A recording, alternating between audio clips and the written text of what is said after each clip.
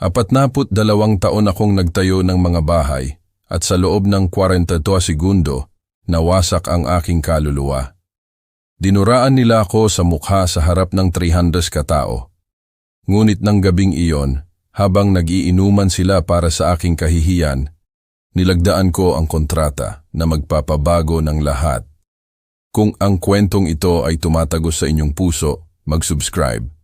Araw-araw ay may bagong kwento na maaaring maging sa inyo. Sabihin ninyo sa akin kung saan kayo nanonood. Ang pangalan ko ay Tatay Aurelio Manalo, 70 taong gulang. At ngayon, ikukwento ko sa inyo ang pinakamasakit na bahagi ng aking buhay. Isang kwento na nananakit pa rin sa aking dibdib kapag naaalala ko. Ngunit kailangan kong ilabas dahil pinapatay ako nito sa loob. Ito ang araw na ang sarili kong anak, ang dugo't laman ko, ay tumingin sa akin sa mata at sinabi ang mga salitang hindi ko kailanman inakalang maririnig ko mula sa kanya. Wala nang lugar para sa iyo dito, tatay. At sinabi niya ito sa harap ng 300 katao sa ballroom ng pinakamagarbong hotel sa syudad sa pagdiriwang ng ika-42 anibersaryo ng kumpanya na itinayo ko sa aking mga kamay. Ramdam ko pa rin ang mapait na lasa sa aking bibig nang marinig ko ang mga salitita. Para akong sinuntok sa sikmura, ngunit mas masakit. Dahil ang sumuntok ay si Rico, ang aking panganay, ang bata na karga-karga ko sa aking mga balikat noong bata pa siya para makita niya kung paano ako nagtatayo ng mga bahay. Siya rin ang nagsabi sa akin, "Tatay, kapag malaki na ako, gusto kong maging katulad mo." Nandyan siya, nakasuot ng isang mamahaling suit na nagkakahalaga ng mahigit 150,000 na ako ang nagbayad. Nakatayo sa mikropono na parang siya na ang may-ari ng lahat, sinasabi sa lahat ng naroroon na oras na para magretiro ang matanda. Ang katahimikan sa bulwagan ay nakakabingi. Ramdam ko ang lahat ng tingin na nakatuon sa akin. Ang ilan ay may awa, ang iba ay may morbid na pagkausyoso. Naghihintay kung ano ang gagawin ng matandang si Tatay Aurelio. Nagsimulang manginig ang aking mga kamay, hindi sa takot, kundi sa galit na hindi ko kailanman naramdaman sa buong buhay ko. Isang galit na umakyat mula sa aking sikmura hanggang sa lalamunan, nagbabanta na lumabas bilang isang desperadong sigaw. Ngunit nanatili akong tahimik, paralisado. Pinapanood kung paano patuloy na nagsasalita ang aking anak. Nagpapasalamat sa lahat sa pagpunta para magpaalam sa akin mula sa kumpanya, na parang patay na ako. Si Valerie, ang aking manugang, ay nakatayo sa tabi niya na may ngiti na nagpatindig ng balahibo ko. Isang pekeng ngiti, isa sa mga ngiti na pinipraktis sa harap ng salamin habang pumapalakpak sa mga salita ng kanyang asawa na parang musika mula sa langit. Ang babaeng iyon na tinanggap ko sa aking bahay na parang anak na kumain sa aking hapagkainan sa loob ng 15 taon na yumakap sa akin at nagsabing, "Tatay Aurelio," nang may labis na pagmamahal, ay naroroon, nagdiriwang ng aking kahihiyan. At ang pinakamasakit sa lahat ay ang aking anak na si Carmelita, ang aking kaisa-isang anak, ay pumapalakpak din. Ang aking Carmelita, na dapat ay kakampi ko, ay tumatango na parang normal lang ang lahat. Naaalala ko na sinubukan kong tumayo, maglakad patungo sa mikropono, magsabi ng kahit ano, ngunit hindi ako pinapayagan ng aking mga binti.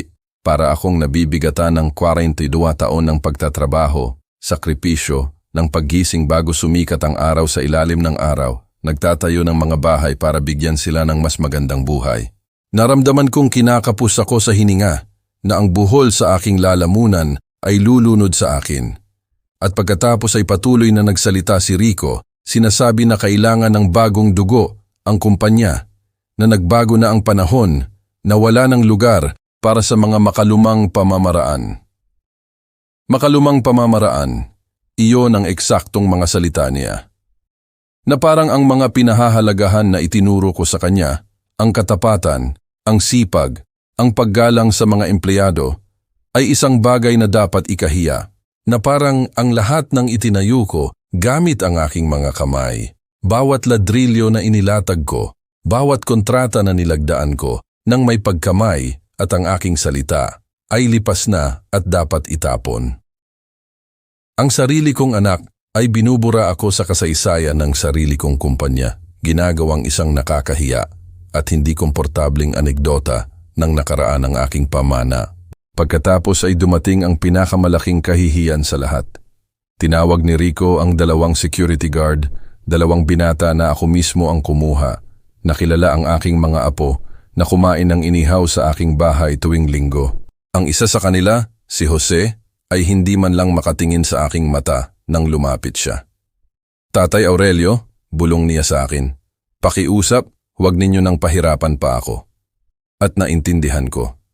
Plano ng sarili kong anak ang lahat ng ito.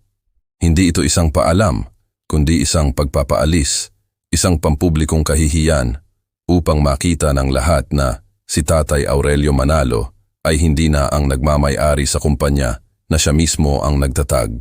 Tumayo ako mula sa aking upuan nang may buong dignidad na kaya kong tipunin. Naglakad ako patungo sa labasan habang ang lahat ay tahimik na nakatingin sa akin. Ang ilan ay may awa, ang iba ay may ginhawa, na parang naging pasanin ang aking presensya sa loob ng maraming taon. Naririnig ko ang mga bulong sa aking likuran, ang mga boses na nagsimulang magkomento sa nangyari. Kawawang Mang Aurelio, sabi ng isang tao. Oras na nga, bulong ng isa. At patuloy akong naglalakad, pakiramdam na bawat hakbang ay inilalayo ako, hindi lamang mula sa bulwagan, kundi mula sa buong buhay na itinayo ko. Bago ako lumabas, tumingin ako sa huling pagkakataon. Gusto kong makita ang mukha ng aking anak. Gusto kong tingnan niya ako sa mata na maramdaman niya, kahit kaunti lang, ang pagsisisi sa ginagawa niya sa akin. Ngunit nakatalikod si Rico sa entablado, nakikipagtawanan kay Valerie at sa ilang bisita, na parang walang nangyari, na parang ang pagwawakas sa kanyang ama ay ang pinakanormal na bagay sa mundo. Si Carmelita ay umiinom ng champagne, nagiinuman para sa bagong simula ng kumpanya. Wala sa aking mga anak ang tumingin sa akin. Para sa kanila, wala na ako. Lumabas ako ng hotel na parang binunot ang aking kaluluwa mula sa aking katawan. Ang sariwang hangin ng gabi ay humampas sa aking mukha na parang sampal at sa unang pagkakataon sa loob ng 42 taon, hindi ko alam kung ano ang gagawin sa aking buhay. 70 taong gulang na ako, nawalan ako ng kumpanya at ang pinakamasakit sa lahat ay nawala ito sa mga kamay ng sarili kong mga anak. Naglakad ako patungo sa aking lumang Ford pickup na binili ko noong nagsisimula pa lang lumaki ang kumpanya at naupo doon, nakahawak sa manibela. Sinusubukang intindihin kung paano ako napunta sa puntong ito. Ngunit ng gabing iyon, habang patuloy silang nagdiriwang sa hotel, habang nag-iinuman sila para sa aking kahihiyan at nagpaplano kung paano paghahatian ang aking itinayo, gumawa ako ng isang bagay na hindi nila kailanman inakala, isang bagay na magpapabago sa lahat ng walang hanggan.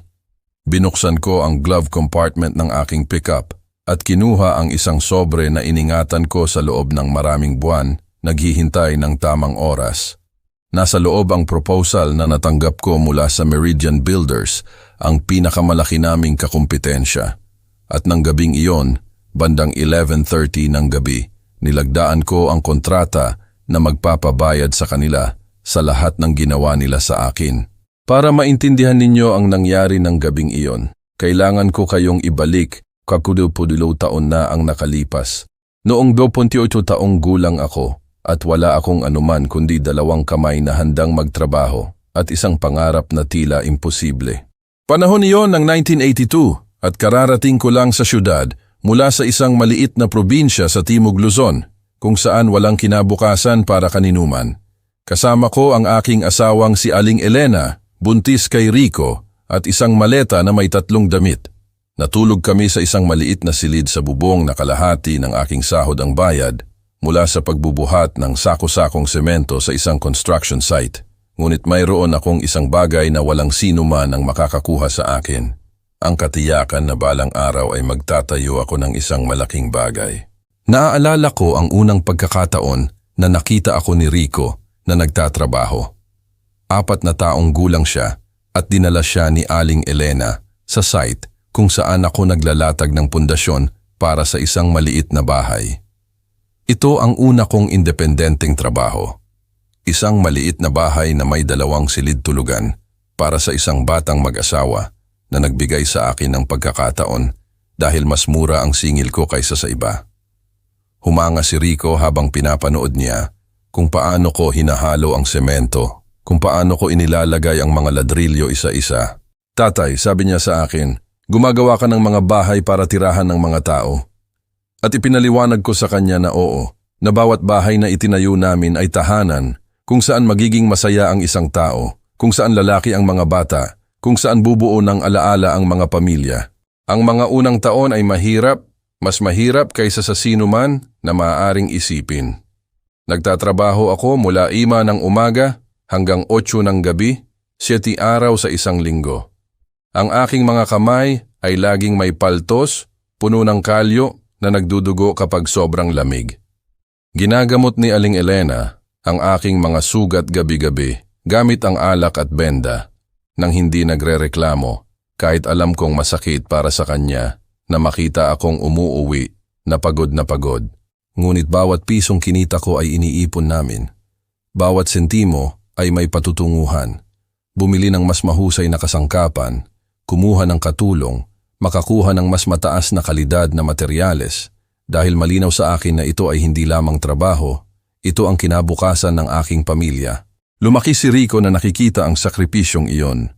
Dala-dala ko siya tuwing Sabado upang maunawaan niya kung saan nanggagaling ang pera na nagbabayad ng kanyang pagkain, kanyang damit, kanyang pag-aaral.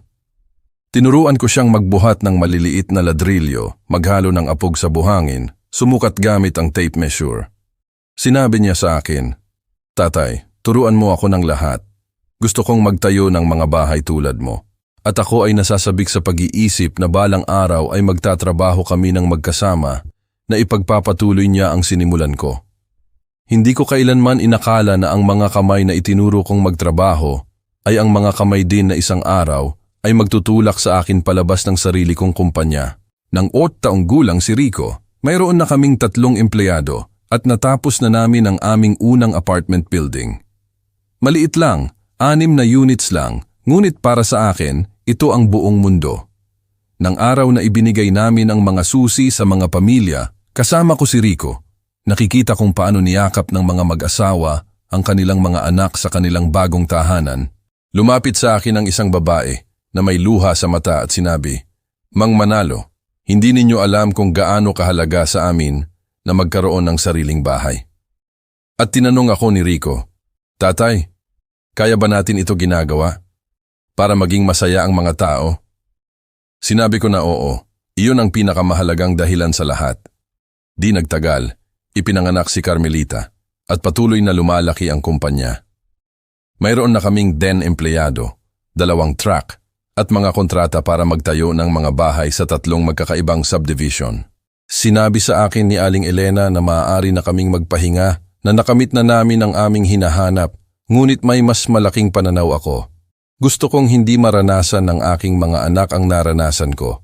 Gusto kong bigyan sila ng edukasyon, oportunidad at isang ligtas na kinabukasan. Kaya patuloy akong nagtrabaho, nagtayo, nangangarap at palagi iniisip na balang araw ay magiging kasama ko si Rico, ipagpapatuloy ang tradisyon ng pamilya. Sa mga taon ng pagdadalaga ni Rico, kilala na ang kumpanya sa buong syudad. Nakapagtayo na kami ng mahigit 300 bahay at 5 apartment building. Nag-aaral si Rico ng administrasyon sa pinakamahal na pribadong unibersidad sa syudad, kung saan nag-aaral din ng arkitektura si Carmelita. Ipinagmamalaki ko na kayang-kaya kong bayaran ang kanilang edukasyon na hindi ko kailanman nakuha. Naisip ko na naghahanda sila upang pamunuan ang kumpanya at dalhin ito sa susunod na antas gamit ang kaalaman na wala ako. Bawat pisong inilagay ko sa kanilang edukasyon ay itinuturing kong puhunan sa kinabukasan ng pamilya. Nang makapagtapos si Rico, nagdaos kami ng isang pagdiriwang sa mismong construction site kung saan siya natutong magbuhat ng ladrilyo noong bata pa siya. Inimbitahan ko ang lahat ng empleyado, ang aming pinakamahalagang kliyente at ang mga supplier na nagtiwala sa amin sa loob ng maraming taon. Sa aking talumpati, Sinabi ko na handa na ang aking anak na tulungan akong buuin ang susunod na kabanata ng aming kasaysayan. Niyakap ako ni Rico ng gabing iyon at bumulong sa aking tainga. Salamat sa lahat, tatay. Nangangako ako na aalagaan ko ang lahat ng iyong itinayo. Ang mga salitang iyon ay tumatak sa aking puso. At sa loob ng maraming taon, naaalala ko ang mga ito tuwing nagdududa ako sa mga desisyon na ginagawa ko sa kumpanya. Ang mga unang taon ni Rico sa kumpanya ay maganda.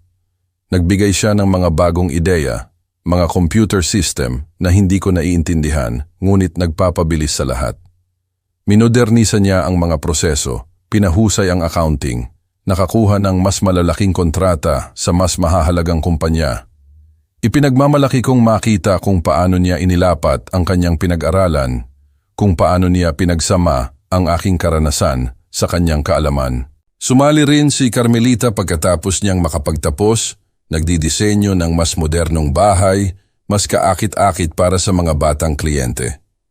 Sa unang pagkakataon sa aking buhay, naramdaman kong kumpleto na ang pangarap ng pamilya, kaming tatlong manalo na nagtatrabaho ng magkasama para sa isang layunin. Ngunit ngayon, naaalala ang lahat ng iyon habang nagmamaneho ako sa mga bakanteng kalye pagkatapos ng kahihiyang iyon, napagtanto ko na marahil doon nagsimula ang lahat. Marahil ay noong nagsimula akong magbigay ng mga responsibilidad, noong nagsimula akong magtiwala ng labis sa kanila na hindi ko na pinansin ang mga senyales. Nagsimulang gumawa ng desisyon si Rico nang hindi ako kinokonsulta. Binabago ang mga pamamaraan na gumana ng maraming taon. Nagsasalita tungkol sa paggawa ng modernisasyon sa kumpanya na parang ang lahat ng ginawa ko ay mali. At pinayagan ko ito dahil nagtiwala ako sa kanya. Dahil inakala ko na ito ay bahagi ng natural na proseso ng pagpasa ng responsibilidad mula sa isang henerasyon patungo sa isa pa. Namatay si Aling Elena 5 taon na ang nakakaraan at kasama niya ay nawala ang tanging tao na tunay na nakauunawa kung ano ang ibig sabihin ng kumpanya para sa akin. Higit pa ito sa negosyo. Ito ang resulta ng 42 taon ng pagbangon bago sumikat ang araw, ng pagtatrabaho sa ilalim ng araw, ng pagsasakripisyo ng mga bakasyon at pahinga upang makabuo ng isang bagay na magtatagal magpakailanman. Ngunit hindi ito kailanman naunawaan ng aking mga anak. Para sa kanila, ang kumpanya ay mga numero lamang sa isang papel, mga kita na maaring paghatian, isang negosyo na maaring i-optimize. Hindi nila kailanman naunawaan na bawat ladrilyo na inilalagay namin ay may maliit na bahagi ng aking kaluluwa, na bawat bahay na itinayo namin ay bahagi ng aking pamana. At nang gabing iyon sa hotel, sa wakas ay kinumpirma ko na para sa kanila, hindi na ako ang kanilang ama, kundi isang balakid lamang. Ang sumunod na 12 taon ang pinakamaganda sa aking buhay, o sa tingin ko noon. Ang Sandoval Construction ay naging isa sa mga pinakarespetado sa buong probinsya. Mayroon kaming 80 empleyado, 15 truck, at bilyon-bilyong kontrata sa gobyerno para sa pagtatayo ng mga pabahay para sa mahihirap. Si Rico ay mayroon ng sariling opisina sa ikalawang palapag na may mga bintana na nakatanaw sa buong syudad. At si Carmelita ay nakapagdisenyo na ng mahigit 100 bahay na lumabas sa mga architectural magazine. Pakiramdam ko ay isang hari ako, ngunit isang hari na nagtayo ng kanyang kaharian bawat ladrilyo nang walang minana mula sa sinuman. At higit sa lahat, kasama ko ang aking mga anak, natututo, lumalaki, naghahanda para sa kinabukasan na pinangarap ko para sa kanila mula pa noong bata pa sila. Naaalala ko ng malinaw ang araw na iminungkahi ni Rico na palawakin namin ang aming operasyon sa ibang probinsya. Nasa opisina ko kami, sinusuri ang mga numero ng quarter. Nang ilatag niya sa aking mesa ang ilang plano at projection na inihanda niya sa loob ng maraming linggo. Tatay, sabi niya, maaari tayong magbukas ng mga sangay sa Cebu at Davao. Nakalkula ko na ang lahat, ang paunang puhunan, ang mga kontak, ang mga permiso. Sa loob ng 5 taon, maaari nating triplihin ang ating kita. Ang kanyang mga mata ay nagniningning sa isang emosyon na nagpaalala sa akin ng bata na tumutulong sa akin na magbuhat ng ladrilyo. Ipinagmamalaki kong makita kung paano natuto ang aking anak na mangarap ng malaki, tulad ng itinuro ko sa kanya. Nang walang pag-aalinlangan, sinabi ko sa kanya na oo, na lubos akong nagtitiwala sa kanya, na oras na para lupigin ng mga manalo ang buong Pilipinas. Ang pagpapalawak ay isang lubusang tagumpay, ngunit ito rin ang simula ng isang bagay na hindi ko nakita noon. Nagsimulang maglakbay ng madalas si Rico. Nagpapalipas ng buong linggo sa ibang syudad, nagbabantay sa mga bagong operasyon. Pagbalik niya, nagdadala siya ng mga kwento tungkol sa mahahalagang negosyante na nakilala niya, tungkol sa mas modernong pamamaraan ng konstruksyon, tungkol sa mga oportunidad sa negosyo na, ayon sa kanya, hindi ko maintindihan dahil kabilang ako sa ibang henerasyon. Sa simula, pinagtatawanan ko ang kanyang mga komento. Iniisip na ito ay ang natural na kayabangan ng kabataan. Ngunit unti-unti kong napagtanto na hindi na niya ako kinokonsulta sa mahahalagang desisyon. Siya na lang ang humaharap sa mga pulong sa malalaking kliyente. Pinirmahan niya ang mga bagong kontrata nang hindi ko sinusuri. Kapag tinatanong ko siya, sinasabi niya, "Huwag kang mag-alala, tatay. Kontrolado ang lahat. Magpahinga ka lang at tamasahin ang iyong mga nakamit." Nagsimula ring magbago si Carmelita sa panahong iyon. Nagpakasal siya sa isang arkitekto mula sa isang mayamang pamilya sa kabisera at unti-unting niyang tinanggap ang mga ugali at kaugalian na hindi ko nakikita sa aking anak. Nagsimula siyang mahuli sa mga pulong ng pamilya, pintasan ng dekorasyon ng aking bahay, imungkahi na kailangan kong mag-update kung gusto kong manatiling mahalaga sa kumpanya. Isang araw sinabi niya sa akin ang isang bagay na lubos na nagpasakit sa akin. "Tatay, hindi mo na maaring pamahalaan ang kumpanya na parang maliit mong tindahan. Isa na itong korporasyon ngayon. Kailangan ito ng mga profesional, hindi ng mga damdamin." Ang mga salitang iyon ay kakaiba sa bibig ng aking anak na parang may ibang nagturo sa kanya. Ngunit mas gusto kong isipin na bahagi ito ng kanyang profesional na paglago, na natututo siyang ihiwalay ang negosyo sa pamilya. Noon dumating si Valerie sa aming buhay. Nakilala siya ni Rico sa isang kumperensya ng mga batang negosyante sa Maynila at mula sa unang araw na dinala niya siya sa bahay, naramdaman kong may mali. Isa siyang magandang babae, edukada, nag-aral sa ibang bansa, ngunit mayroon sa kanyang pagtingin sa akin na nagpakaba sa akin. Para siyang sinusuri ako, kinakalkula kung magkano ang halaga ko at kung gaano katagal ang aking lifespan. Kapag nakikipag-usap siya sa akin, palagi siyang nakangiti ng perpekto, ngunit nananatiling malamig at malayo ang kanyang mga mata.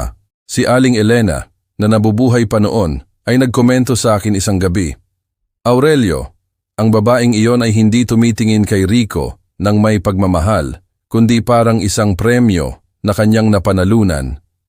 Ngunit gusto kong maniwala na nakahanap ang aking anak ng babae ng kanyang buhay, kaya binaliwala ko ang mga sinyalis na iyon."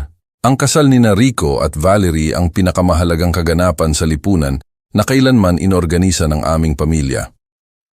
Gumastos kami ng mahigit ₱2 milyon para sa isang seremonya na lumabas sa lahat ng social magazine ng syudad. Masaya ako na maibigay ang pagdiriwang na iyon sa aking anak upang ipakita sa mundo na malayo na ang narating ng mga manalo. Sa panahon ng sayaw ng ikakasal, hinanap ako ni Rico ng tingin mula sa dance floor at nginitian ako na parang sinasabi, "Salamat sa lahat ng ito, tatay." Naramdaman kong ako ang pinakamaswerteng lalaki sa mundo na naniniwala na kumpleto na ang aking pamilya, na nakahanap na ng kanilang lugar sa buhay ang aking mga anak at na ang kumpanya ay magpapatuloy sa loob ng maraming henerasyon. Gaano ako ka-inosente na isipin na ang pera at tagumpay ay makakapaggarantiya ng katapatan at pagmamahal ng pamilya. Ang mga unang taon ng kasal ay tila normal, ngunit nagsimula akong mapansin ang mga banayad na pagbabago kay Rico na nagpakaba sa akin. Nagsimulang magbigay ng opinyon si Valerie tungkol sa mga usapin ng kumpanya, magmungkahi ng mga pagpapabuti sa aming mga proseso, questionin ang mga desisyon na ginawa ko sa loob ng mga dekada. Nakikinig si Rico sa kanya ng may atensyon na hindi niya kailanman ibinigay sa akin, tumatango sa kanyang mga komento na parang mga pahayag mula sa Diyos. Sa mga hapunan ng pamilya, pinamumunuan niya ang mga pag-uusap, nagsasalita tungkol sa mga tunay na matagumpay na kumpanya na kilala niya, tungkol sa mas mahusay na pamamahala, tungkol sa kahalagahan ng pagbabago ng mga lumang istruktura. Bawat salita ay isang banayad, ngunit epektibong pananaksak. Nagsimula akong maramdaman na parang isang estranghero sa sarili kong hapagkainan, nakikinig sa aking pamilya, na pinag-uusapan ang kinabukasan ng aking kumpanya na parang wala na ako. Ang sumira sa lahat ay nang kumbinsihin ni Valerie si Rico na kailangan naming kumuha ng mga external consultant para gawing moderno ang kumpanya.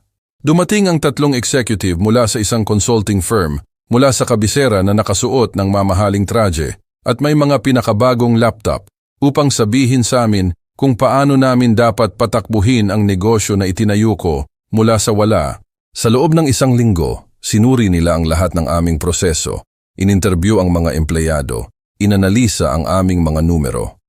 Sa huli, nagpresenta sila ng isang 150 pahinang ulat na karaniwang nagsasaad na ako ang pangunahing problema ng kumpanya, na ang aking paternalistic na estilo ng pamumuno ay naglilimita sa paglago na kailangan namin ng mas modernong istruktura ng korporasyon. Tinanggap ni Rico ang lahat ng kanilang rekomendasyon nang hindi man lang ako kinokonsulta, na parang ako ay isang ordinaryong empleyado at hindi ang nagtatag ng kumpanya. Noon nagsimula ang sistematikong kampanya upang ihiwalay ako sa mahahalagang desisyon. Gumawa si Rico ng executive committee na binubuo niya ni Carmelita at ni Valerie na nagpupulong linggo-linggo upang gumawa ng mga estratehikong desisyon. Iniaalam lamang sa akin pagkatapos, bilang pabor, ipinapakita sa akin ang mga kasunduan na natapos na bilang tapos na. Kapag sinusubukan kong questionin ang isang desisyon o magmungkahi ng alternatibo, sinasabi nila sa akin na ito ay nasuri na ng lubusan at na ang aking opinyon, bagaman mahalaga dahil sa aking karanasan, ay hindi umaayon sa estratehikong direksyon ng kumpanya. Ito ay isang magalang na paraan ng pagsasabi sa akin na tumahimik, na wala na akong boses o boto sa kumpanya na itinayo ko sa aking sariling mga kamay, sa aking dugo at pawis. Sa mga buwang iyon ng paglipat, sinubukan kong umangkop, unawain na marahil tama sila, na marahil ay masyado na akong matanda para intindihin ang mga bagong paraan ng pagnenegosyo. Nagsimula akong dumating ng mas huli sa opisina, umalis ng mas maaga, hinahayaan silang hawakan ang lahat habang nakatuon ako sa pagbabantay sa mga ginagawang konstruksyon na siyang pinakamahusay kong gawin. Ngunit maging doon ay nagsimula na rin silang limitahan ako. Kinuha ni Rico ang isang operations director upang pangasiwaan ang mga konstruksyon, arguing na kailangan kong mag-delegate ng mas maraming responsibilidad upang masiyahan sa aking matagumpay na karera. Ito ay isang eleganteng paraan ng pagsasabi sa akin na hindi na sila nagtitiwala sa aking paghuhusga, na ang aking 42 taong karanasan ay mas mababa kaysa sa diploma ng isang 30 taong gulang na hindi pa kailanman nakapaglatag ng isang ladrilyo sa kanyang buhay. Dumating ang kritikal na punto isang Biyernes ng hapon, nang aksidente kong nalaman na nag-schedule sila ng pulong sa mga potensyal na mamumuhunan upang pag-usapan ang pagbebenta ng isang bahagi ng kumpanya at hindi nila ako ipinaalam. Nang harapin ko si Rico, tiningnan niya ako ng may ekspresyon na hindi ko kailanman makakalimutan. Ito ay isang halo ng inis at awa, na parang ako ay isang senile na lolo na hindi nakakaintindi sa realidad. "Tatay," sabi niya, "kailangan mong intindihin na hindi ka na maaaring kasama sa lahat ng desisyon. Sobra nang lumaki ang kumpanya, mayroon itong napakakomplikadong istruktura. Ang pinakamahusay mong gawin ay magtiwala sa amin at tamasahin ang iyong pagreretiro." Pagreretiro. Ang salitang iyon ay tumunog sa aking tainga na parang isang hatol ng kamatayan. Sa sandaling iyon, naintindihan ko na itinutulak ako palabas ng sarili kong mga anak, na ang lahat ng itinayo ko ay hindi na akin, na ang aking pamana ay binubura ng mismong mga tao na inilagay ko sa mundong ito. Nagsimula ang mga kahihiyan ng banayad, dahan-dahan kaya. Sa simula ay inakala kong imahinasyon ko lang ang aking pagmamataas bilang matanda, na ayaw tanggapin na nagbago na ang panahon. Ngunit bawat araw na lumilipas, nagiging mas malinaw ang mga senyales, mas masakit, mas mahirap balewalain. Ang unang beses na napansin kong may tunay na mali ay sa isang pulong sa isang mahalagang kliyente, isang negosyante na kumuha ng aming serbisyo upang magtayo ng isang luxury residential complex. Ipinaliliwanag ko ang mga teknikal na detalye ng proyekto. Ibinabahagi ang aking karanasan sa mga pinakamahusay na materyales para sa lugar na iyon ng syudad, nang bigla akong putulin ni Rico. Tatay, sa tingin ko mas mainam kung ako na ang hahawak sa bahaging ito. Kung gusto ninyo, maaari na kayong magpahinga. Ang paraan ng kanyang pagsasalita sa harap ng kliyente, na parang ako ay isang empleyado na nagsalita ng sobra, ay lubos na nagpahiya sa akin. Ngunit ang mas nagpasakit sa akin ay ang reaksyon ng kliyente. Ang taong ito na kilala ako ng mahigit 15 na taon, na kumuha ng aking serbisyo ng maraming beses, ay tumango lamang at ibinaling ang buong atensyon kay Rico na parang nawala ako sa silid. Naupo ako doon, pakiramdam ko ay hindi ako nakikita, habang isinasara ng sarili kong anak ang isang negosyo na sinimulan ko gamit ang mga kontak na binuo ko sa loob ng mga dekada. Nang matapos ang pulong, hindi man lang ako pinasalamatan ni Rico sa pagdadala ng kliyente. Sa halip, sinabi niya sa akin, "Tatay, sa susunod ipaalam ninyo sa akin kung mayroon kayong mga pulong. Mahalaga na magkaroon tayo ng pare-parehong mensahe sa ating mga kliyente, na parang ako ang problema, na parang ang aking presensya ay isang balakid sa pagnenegosyo." Lalong lumala ang sitwasyon nang mas direkta nang makialam si Valerie sa operasyon ng kumpanya. Isang araw, dumating ako sa opisina at nalaman kong binago nila ang mga susi ng aking drawer nang hindi ako inaalerto. Nang magtanong ako kung bakit, sinabi sa akin ng sekretarya nang may halatang pagkaasiwa na inutusan ni Ginang Valerie na ayusin ang mga file upang mapabuti ang seguridad ng kumpidensyal na impormasyon.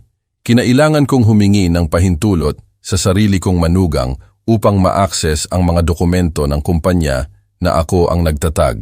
Tinanggap ako ni Valerie sa kanyang bagong opisina na nakakagulat na mas malaki kaysa sa akin, na may nakangiting pagpapahayag na nagpagulo sa aking sikmura. "Tatay Aurelio," sabi niya, "pansamantala lang po ito habang dinedi-digitalize namin ang lahat ng file. Naiintindihan ninyo na kailangan nating protektahan ang sensitibong impormasyon ng kumpanya." Ang salitang sensitibo ay tumatak sa aking isipan dahil naintindihan ko na ako ang kanyang tinutukoy. Ako ay naging banta sa seguridad ng sarili kong kumpanya.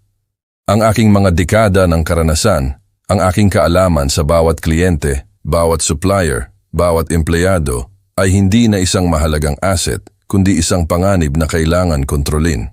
Nang gabing iyon, pagdating ko sa bahay, naupo ako sa aking paboritong upuan at sa unang pagkakataon sa 42 taon, nagduda ako sa sarili ko. Tinanong ko ang sarili ko kung talagang nagiging abala na ba ako, kung ang aking paraan ng paggawa ng mga bagay ay nakakasama sa kumpanya na labis kong minamahal. Ngunit pagkatapos ay naalaala ko na ang kumpanyang iyon ay umiiral dahil itinayo ko ito. Dahil isinugal ko ang lahat ng mayroon ako upang magtayo ng isang bagay mula sa wala, at napuno ako ng galit sa pag-iisip na pinagdududahan nila ang aking sariling halaga. Kung naririnig ninyo ang aking kwento hanggang dito, pakiusap sabihin ninyo sa akin sa mga komento kung saan kayo nanonood. Minsan, ang pag-alam na may mga tao sa mundo na nakikinig sa akin ay nagbibigay sa akin ng lakas upang ipagpatuloy ang pagkwento sa nangyari sa akin. Dahil ang susunod na mangyayari ay mas masakit pa at kailangan kong maramdaman na hindi ako nag-iisa sa bagay na ito. Ang sumunod na kahihiyan ay dumating sa panahon ng Christmas party ng kumpanya. Ayon sa tradisyon, ako ang nagbibigay ng pangunahing talumpati, ang nagpapasalamat sa lahat ng empleyado sa kanilang pagtatrabaho, ang nag-aanunsyo ng mga bonus at promosyon. Ngunit ng taong iyon, kinuha ni Rico ang mikropono nang hindi man lang ako kinokonsulta. Nagsalita siya sa loob ng 20 minuto tungkol sa magandang kinabukasan ng kumpanya, tungkol sa mga bagong hamon na naghihintay sa amin, tungkol sa kahalagahan ng pag-angkop sa mga pagbabago. Sa buong talumpati niya, hindi niya binanggit ang aking pangalan kahit isang beses. Para bang ang kumpanya ay bigla na lang lumitaw mula sa wala, na parang wala itong kasaysayan, na parang hindi ako kailanman nagkaroon. Sa hapunan, naupo ako sa isang mesa sa dulo kasama ang mga middle-level na empleyado, habang si Rico, Carmelita at Valerie ay nasa pangunahing mesa kasama ang mga direktor at ang pinakamahalagang kliyente. Isa sa aking pinakamatagal na empleyado, si Mang Pascual, na nakatrabaho ko ng mahigit 20 taon, ay lumapit at bumulong sa akin. Mang Aurelio, ayos lang po ba ang lahat? Malungkot po kayo. Nagsinungaling ako. Sinabi ko sa kanya na perpekto ang lahat, na ipinagmamalaki kong makita kung paano dinadala ng aking mga anak ang kumpanya sa hinaharap. Ngunit sa loob, namamatay ako.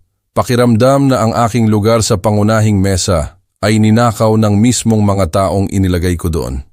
Para itong panonood kung paano binubura ang aking pangalan mula sa kasaysayan na ako mismo ang sumulat. Ngunit ang pinakamalaking kahihiyan sa lahat ay dumating nang magpasya si Rico na i-update ang corporate image ng kumpanya. Kumuha siya ng isang advertising agency upang muling idisenyo ang aming logo, ang aming mga uniforme, ang aming mga truck, lahat. Ang bagong disenyo ay moderno, elegante, profesional, ngunit may isang detalye na nagbasag sa aking puso. Inalis nila ang parirala na inilagay ko mula pa sa simula sa lahat ng aming materyales. Itinatag ni Aurelio Manalo noong 1982. Ayon kay Rico, ang impormasyong iyon ay nagpapatingin sa kumpanya na luma at hindi mahalaga sa mga modernong kliyente. 42 taon ng kasaysayan, ng sakripisyo, ng pagtatayo araw-araw, nabawasan sa hindi mahalagang impormasyon na kailangan itago upang hindi matakot ang mga batang kliyente. Nang gabing iyon, hinarap ko si Carmelita.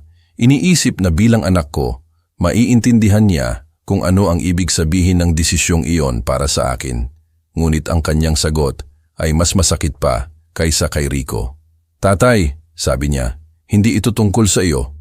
Ang kumpanya ay mas malaki kaysa sa sino man sa atin, mas malaki pa kaysa sa iyo. Kung gusto nating makipagkumpetensya sa kasalukuyang merkado, hindi natin maaaring pasanin ang nostalgia ng nakaraan. Nostalgia ng nakaraan. Ganoon tawagin ng aking anak ang 4 na dekada ng aking buhay. Ang lahat ng isinakripisyo ko upang bigyan siya at ang kanyang kapatid ng mas magandang buhay. Sa sandaling iyon, naintindihan ko na nawala ko ang aking mga anak bago pa man mawala ang kumpanya. Hindi na nila ako nakikita bilang kanilang ama, kundi bilang isang balakid sa kanilang mga ambisyon. Napansin din ng mga mas matatandang empleyado ang pagbabago. Ilan sa kanila ang lumapit sa akin ng maingat upang tanungin kung ayos lang ako, kung may problema sa pamilya, kung may kailangan ako. Nakikita nila ang nangyayari na ang lalaking kumukuha sa kanila, nakilala ang kanilang mga pamilya, na naging parang ama sa marami sa kanila, ay unti-unting inilalayo sa sarili niyang kumpanya. Ngunit hindi ako maaaring magreklamo sa kanila. Hindi ko maaaring ipakita ang kahinaan sa harap ng mga taong umaasa sa kumpanya para sa kanilang pamilya. Kaya nagkunwari akong ayos ang lahat, na bahagi ito ng isang natural na plano ng paglipat, na masaya akong makita kung paano kinokontrol ng aking mga anak. Ngunit bawat araw na nagkukunwari ako, ay namamatay ako ng unti-unti sa loob. Naging hindi na maaatim ang sitwasyon nang nagsimulang kwestiyonin ni Rico sa publiko ang aking mga desisyon sa harap ng mga empleyado. Sa isang pulong ng mga supervisor, tinutulan niya ang isang instruksyon na ibinigay ko tungkol sa kalidad ng mga materyales para sa isang mahalagang proyekto. Ang tatay ko ay galing sa ibang henerasyon, sabi niya sa lahat ng naroroon, kung saan ginagawa ang mga bagay sa ibang paraan. Ngunit kailangan nating maging mas mahusay, mas mapagkumpetensya. Hindi alam ng mga supervisor kung saan sila lulugar, dahil marami sa kanila ang natuto ng kanilang propesyon sa direktang pagtatrabaho sa akin. Malinaw na sinisira ang aking autoridad ng sistematiko, na sinisira ng aking anak ang aking kredibilidad upang itatag ang kanyang sarili. At ang pinakamasakit ay ginagawa niya ito gamit ang aking pagmamahal bilang ama laban sa akin. Alam na hindi ko siya ipagtatanggol sa publiko upang hindi masira ang kanyang imahe. Nang gabing iyon, Mag-isa sa aking bahay, naupo ako upang tingnan ang mga larawan noong bata pa ang aking mga anak, noong nakikita nila ako bilang kanilang bayani, noong naniniwala sila na kaya kong itayo ang anumang bagay, lutasin ang anumang problema. Si Rico na nakasakay sa aking balikat, pinapanood kung paano ako nagtatayo ng pader. Si Carmelita na pumapalakpak kapag natapos namin ang isang bahay. Sila ay tumatakbo patungo sa akin pag-uwi ko mula sa trabaho, sumisigaw, "Tatay!" nang may kagalakan na naging masakit na alalahanin. Kailan ako tumigil sa pagiging kanilang bayani at naging kanilang balakid? Kailan naging lipas na ang aking karanasan at hindi na komportable ang aking presensya? Nanatili akong gising buong gabi, sinusubukang intindihin kung paano ako napunta sa puntong ito, kung paano ko nawala hindi lamang ang aking kumpanya, kundi pati na rin ang aking mga anak, nang hindi ko man lang namamalaya na nangyayari ito. Ang mga sumunod na buwan ay isang tahimik na bangungot, isang mabagal na pagpapahirap na nangyayari araw-araw nang wala akong magawa upang pigilan ito. Nagsimula kong mapansin na ang mga mahahalagang pulong ay inischedule kapag wala ako sa opisina, na ang mga mahahalagang desisyon ay ginagawa sa mga pribadong pag-uusap ni Rico, Carmelita at Valerie, at pagkatapos ay ipinapakita sa akin bilang mga tapos na. Isang Martes ng umaga, dumating ako sa opisina at nalaman mula sa sekretarya na nilagdaan nila ang isang bilyon-bilyong kontrata sa isang hotel chain. Isang proyekto na hinahabol namin ng maraming buwan. Nang magtanong ako kung bakit hindi nila ako ipinaalam sa paglagda, sinabi sa akin ni Rico ng may lubos na pagiging natural, "Tatay, mabilis na natapos ang negosasyon noong weekend. Ayaw namin kayong abalahin sa inyong araw ng pahinga na parang ako ay isang retirado na nangangailangan ng proteksyon, hindi ang nagtatag ng kumpanya na nagsimula ng mga negosasyong iyon." Ngunit ang talagang nag-alarma sa akin ay nang malaman kong nagbukas sila ng mga bagong bank account nang hindi ko nalalaman. Sa loob ng 42 taon, ako mismo ang humawak ng lahat ng pinansya ng kumpanya. Kilala ko ang bawat pisong pumapasok at bawat pisong lumalabas. Ngunit ngayon ay may mga paggalaw ng pera na hindi lumalabas sa mga ulat na ibinigay nila sa akin, mga paglilipat na ginagawa sa mga account na hindi ko pinahintulutan.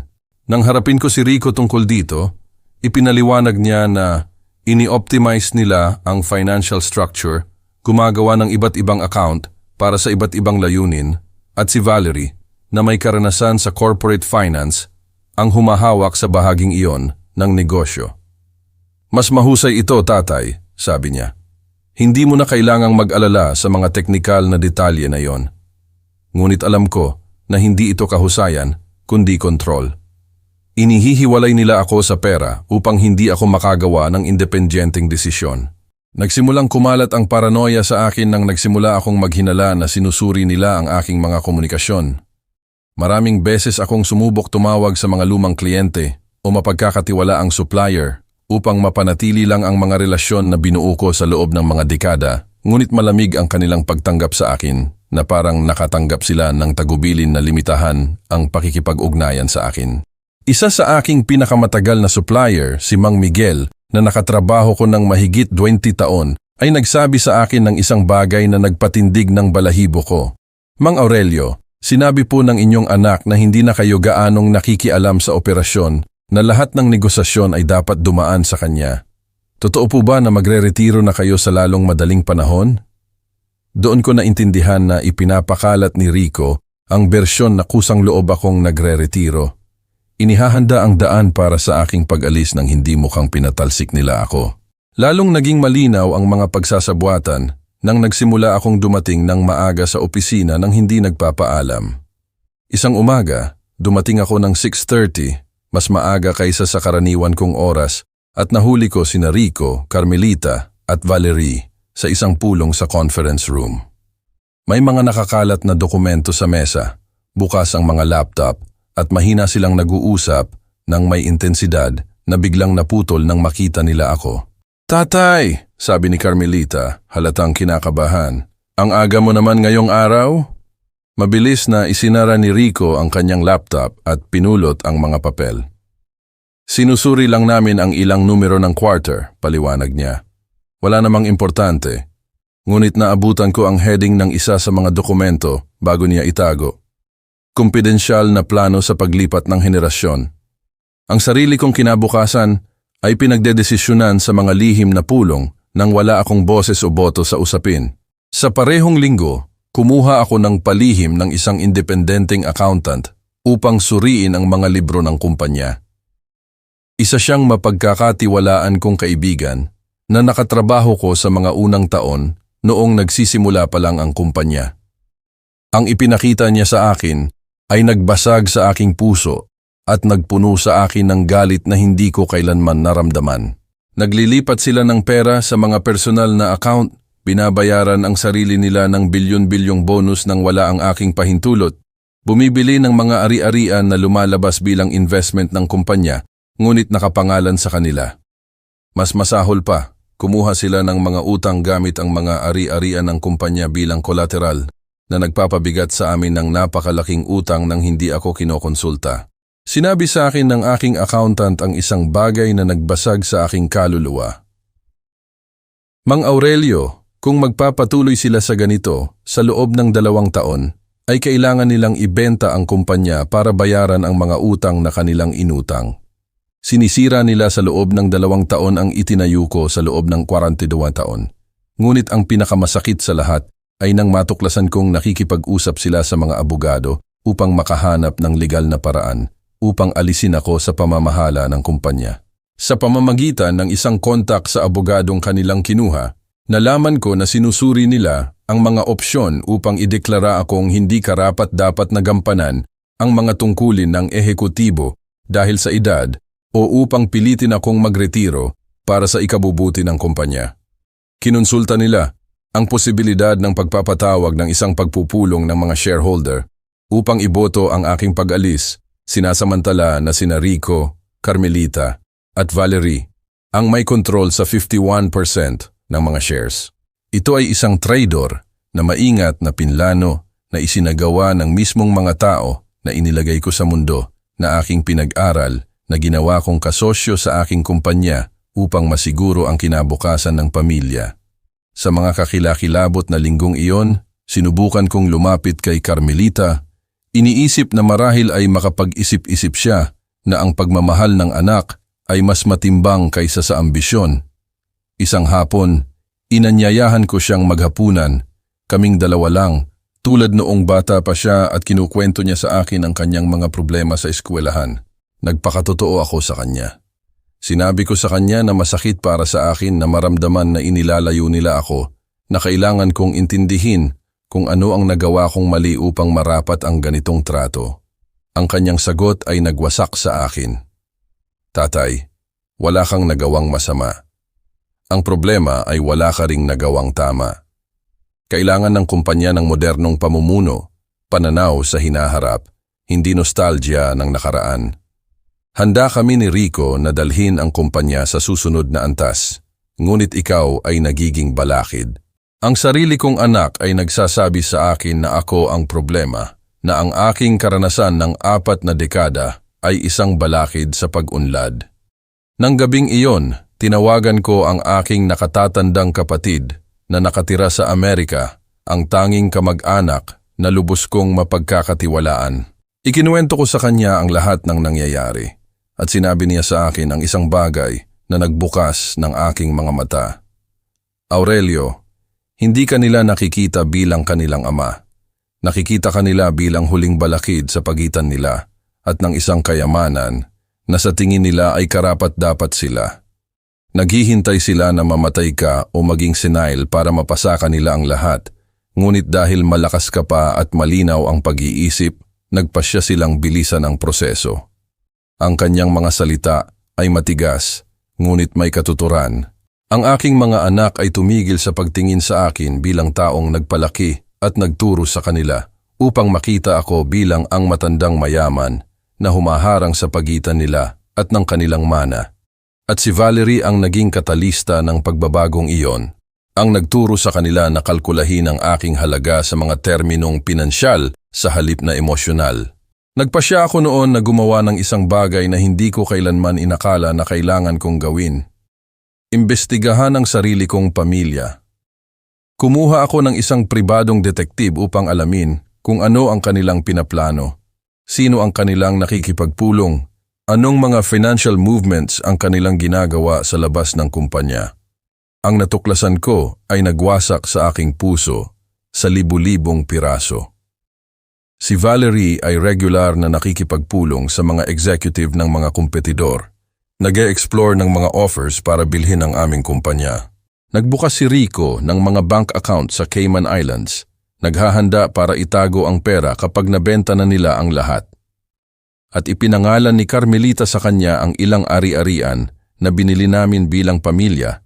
Naghahanda para sa sarili niya ang mga pinakamahalagang ari-arian kapag dumating ang oras ng paghahati-hati. Ang ebidensya ay napakarami at masakit. Ang aking pamilya ay nagtataksil sa akin sa loob ng maraming buwan, marahil ay maraming taon, pinaplano ang aking pag-alis habang nagkukunwari ng pagmamahal at paggalang sa akin. Bawat yakap ay peke, bawat mahal kita tatay ay kasinungalingan. Bawat konsultasyon tungkol sa aking opinyon ay teatro upang panatilihin akong kalmado habang inihahanda nila ang aking pampinansyal at personal na pagpapatalsik. Umupo ako sa aking opisina, tiningnan ang mga larawan ng pamilya sa aking mesa, nagtataka kung kailan naging totoo ang mga damdaming ipinapakita sa mga larawang iyon. Kailan nagsimula ang pagtataksil na ito? Unti-unti ba o may isang tiyak na sandali kung kailan nila napagpasyahan na mas mahalaga ako na patay kaysa buhay? Ngunit ang pinakamasakit sa lahat ay nang mapagtanto ko na si Aling Elena, ang aking asawa, ay namatay ng hindi nalalaman kung ano ang naging mga anak niya. Palagi niyang pinaniniwalaan na nagpalaki kami ng mabubuting anak, mga marangal na tao na magpapahalaga sa pamilya higit sa pera. Kung buhay pa siya upang makita ang pagtataksil na ito, sa tingin ko ay namatay siya sa kalungkutan bago pa man sa sakit. At marahil iyon ay isang pagpapala dahil kahit papaano ay umalis siya ng buo ang kanyang ilusyon, naniniwala na ang kanyang mga anak ay mabubuting tao, na aalagaan nila ang kanilang ama kapag wala na siya.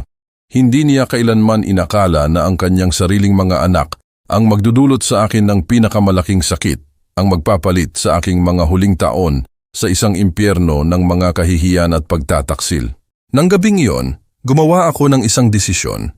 Hindi ako mananatili, naghihintay na isagawa nila ang kanilang plano. Kung gusto nila ng giyera, makukuha nila ito. Ang eksaktong sandali nang matuklasan ko ang pinakamalaking pagtataksil sa aking buhay ay isang Biyernes ng hapon, Carter 20 ng hapon. Naaalala ko ang eksaktong oras dahil tinitingnan ko ang orasan. Naghihintay ng senpanida upang umuwi. Nang dumating sa aking opisina ang aking pinagkakatiwalaang accountant, si Mang Alberto, na may dalang folder na puno ng mga dokumento at isang ekspresyon sa mukha na hindi ko kailanman nakita sa kanya. Mang Aurelio, sabi niya, isinara ang pinto sa likod niya. Kailangan kong ipakita sa iyo ang isang bagay na masakit, ngunit kailangan mong malaman.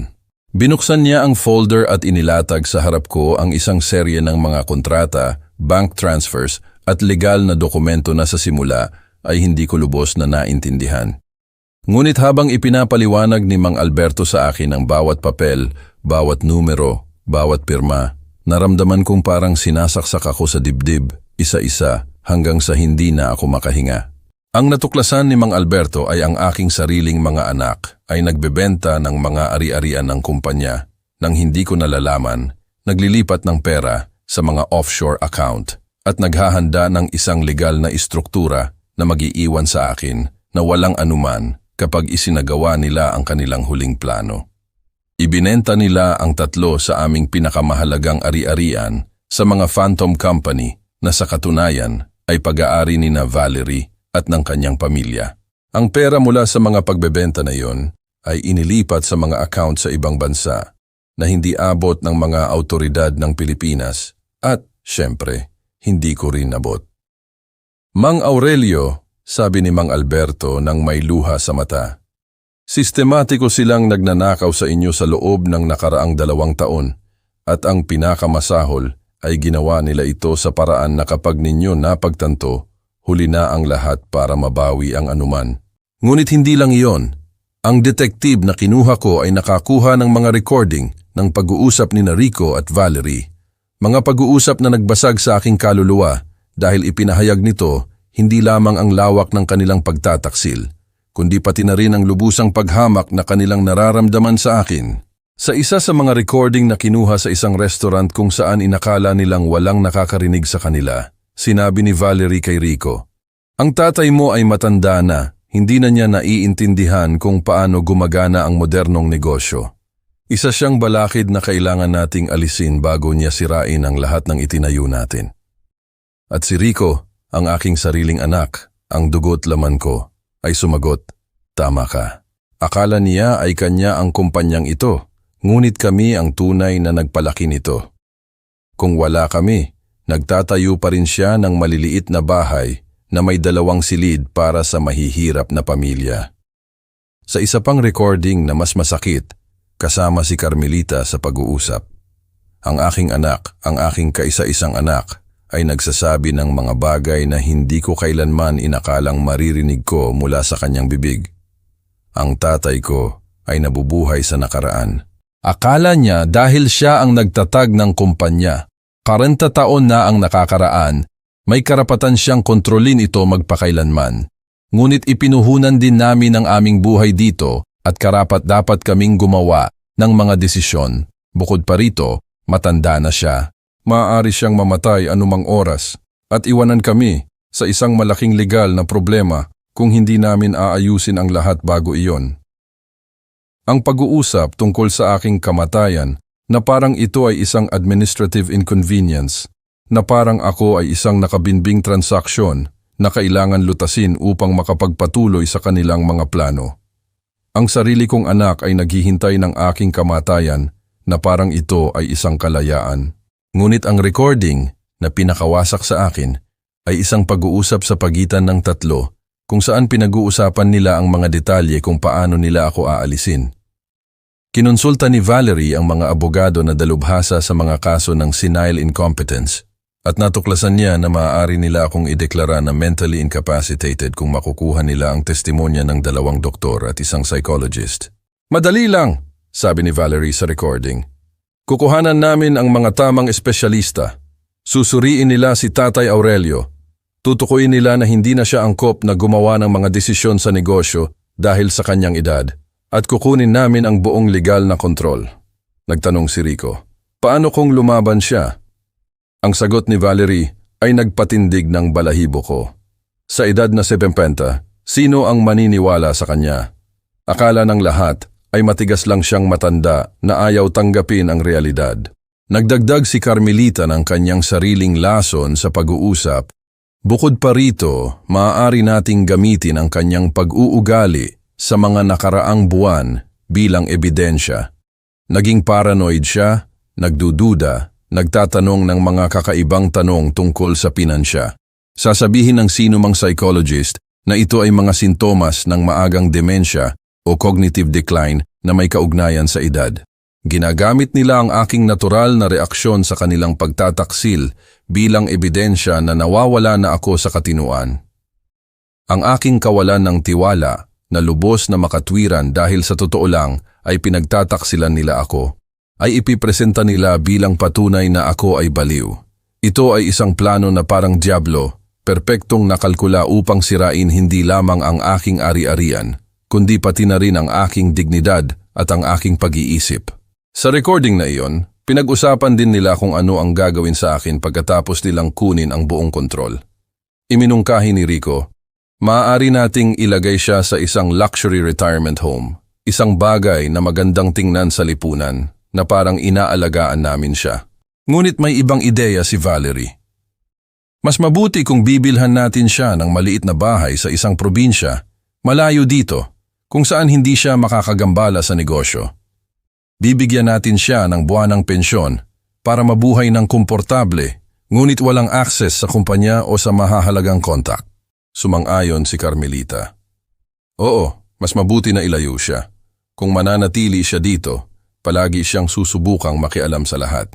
Pinaplano nilang itapon ako, ilayo ako sa lahat ng itinayo ko. Gawin akong isang ginintuang bilanggo sa isang lugar kung saan hindi ko magagambala ang kanilang mga plano. Ngunit ang talagang nagwasak sa akin ay ang marinig kung paano nila pinag-uusapan si Aling Elena, ang aking yumaong asawa. Sinabi ni Valerie, "Salamat at wala na si Mama, dahil hindi niya kailanman papayagan na gawin natin ito." Palagi niyang ipinagtatanggol ang matanda, anuman ang kanyang pagkakamali. At sumagot si Rico, "Hindi kailanman naintindihan ni Mama na nagiging problema na si Tatay. Nakikita niya ito ng may mata ng asawang umiibig, hindi ng may mata ng negosyante." Dagdag ni Carmelita, "Si Mama ay galing sa ibang henerasyon. Naniniwala siya sa mga romantikong bagay tungkol sa katapatan sa asawa at paggalang sa mga nakatatanda. Kailangan nating maging mas praktikal." Pinag-uusapan nila ang babaeng nanganak sa kanila na isinakripisyo ang kanyang sariling buhay upang palakihin sila, na parang siya ay isang balakid sa kanilang mga ambisyon, na parang ang pagmamahal na naramdaman ni Aling Elena para sa akin ay isang kahinaan, hindi isang kabutihan. Nang gabing iyon, umuwi ako at naupo sa upuan kung saan karaniwang nagbuburda si Aling Elena habang sinusuri ko ang mga plano ng konstruksyon. Sa unang pagkakataon sa loob ng 5 taon mula nang siya ay namatay, kinausap ko siya ng malakas na parang naroroon siya. "Aling Elena," sabi ko, "ang ating mga anak ay naging mga halimaw. Hindi ko alam kung kasalanan ko ba dahil sobra ang ibinigay ko sa kanila o kung ganito na sila noon pa at hindi lang natin nakita. Ngunit hindi sila ang mga taong inakala nating pinalaki."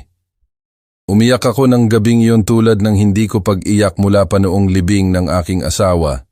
Ngunit ang mga luhang ito ay iba. Hindi ito sakit dahil sa natural na pagkawala. Ito ay sakit dahil sa isang pagtataksil na hindi kailanman dapat nangyari. Ito ang sakit ng pagtuklas na ang mga taong pinakamamahal ko sa mundo ay kinamumuhian ako ng sapat upang planuhin ang aking pagkawasak. Kinabukasan, Sabado ng umaga, dumating si Rico sa aking bahay kasama si Valerie at ang mga bata na parang walang nangyari. Mag-aalmusal sila, isang tradisyon ng pamilya na pinanatili namin sa loob ng maraming taon. Niyakap ako ni Valerie at sinabing, "Magandang umaga, Tatay Aurelio," na may parehong peking ngiti tulad ng dati. Tinanong ako ni Rico kung paano ako nakatulog, kung ayos lang ako, kung may kailangan ako. Tumakbo ang mga bata sa akin, sumisigaw, "Lolo!" At niyakap ko sila. Nagtataka kung matututo din silang magtaksil paglaki nila. Kung ang kasamaan ay isang bagay na minamana kasama ng berdeng mata at matangkad na tangkad. Sa buong almusal, pinanatili kong normal ang pag-uusap. Nagkukunwari na wala akong alam. Pinagmamasda ng bawat kilos, bawat tingin, bawat salita.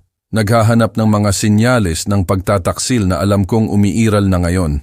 Ngunit ang pinakamasakit sa almusal na iyon ay ang mapagtanto na ako rin ay naging katulad nila. Isang sinungaling, isang aktor na nagkukunwari ng mga damdamin na wala na ako.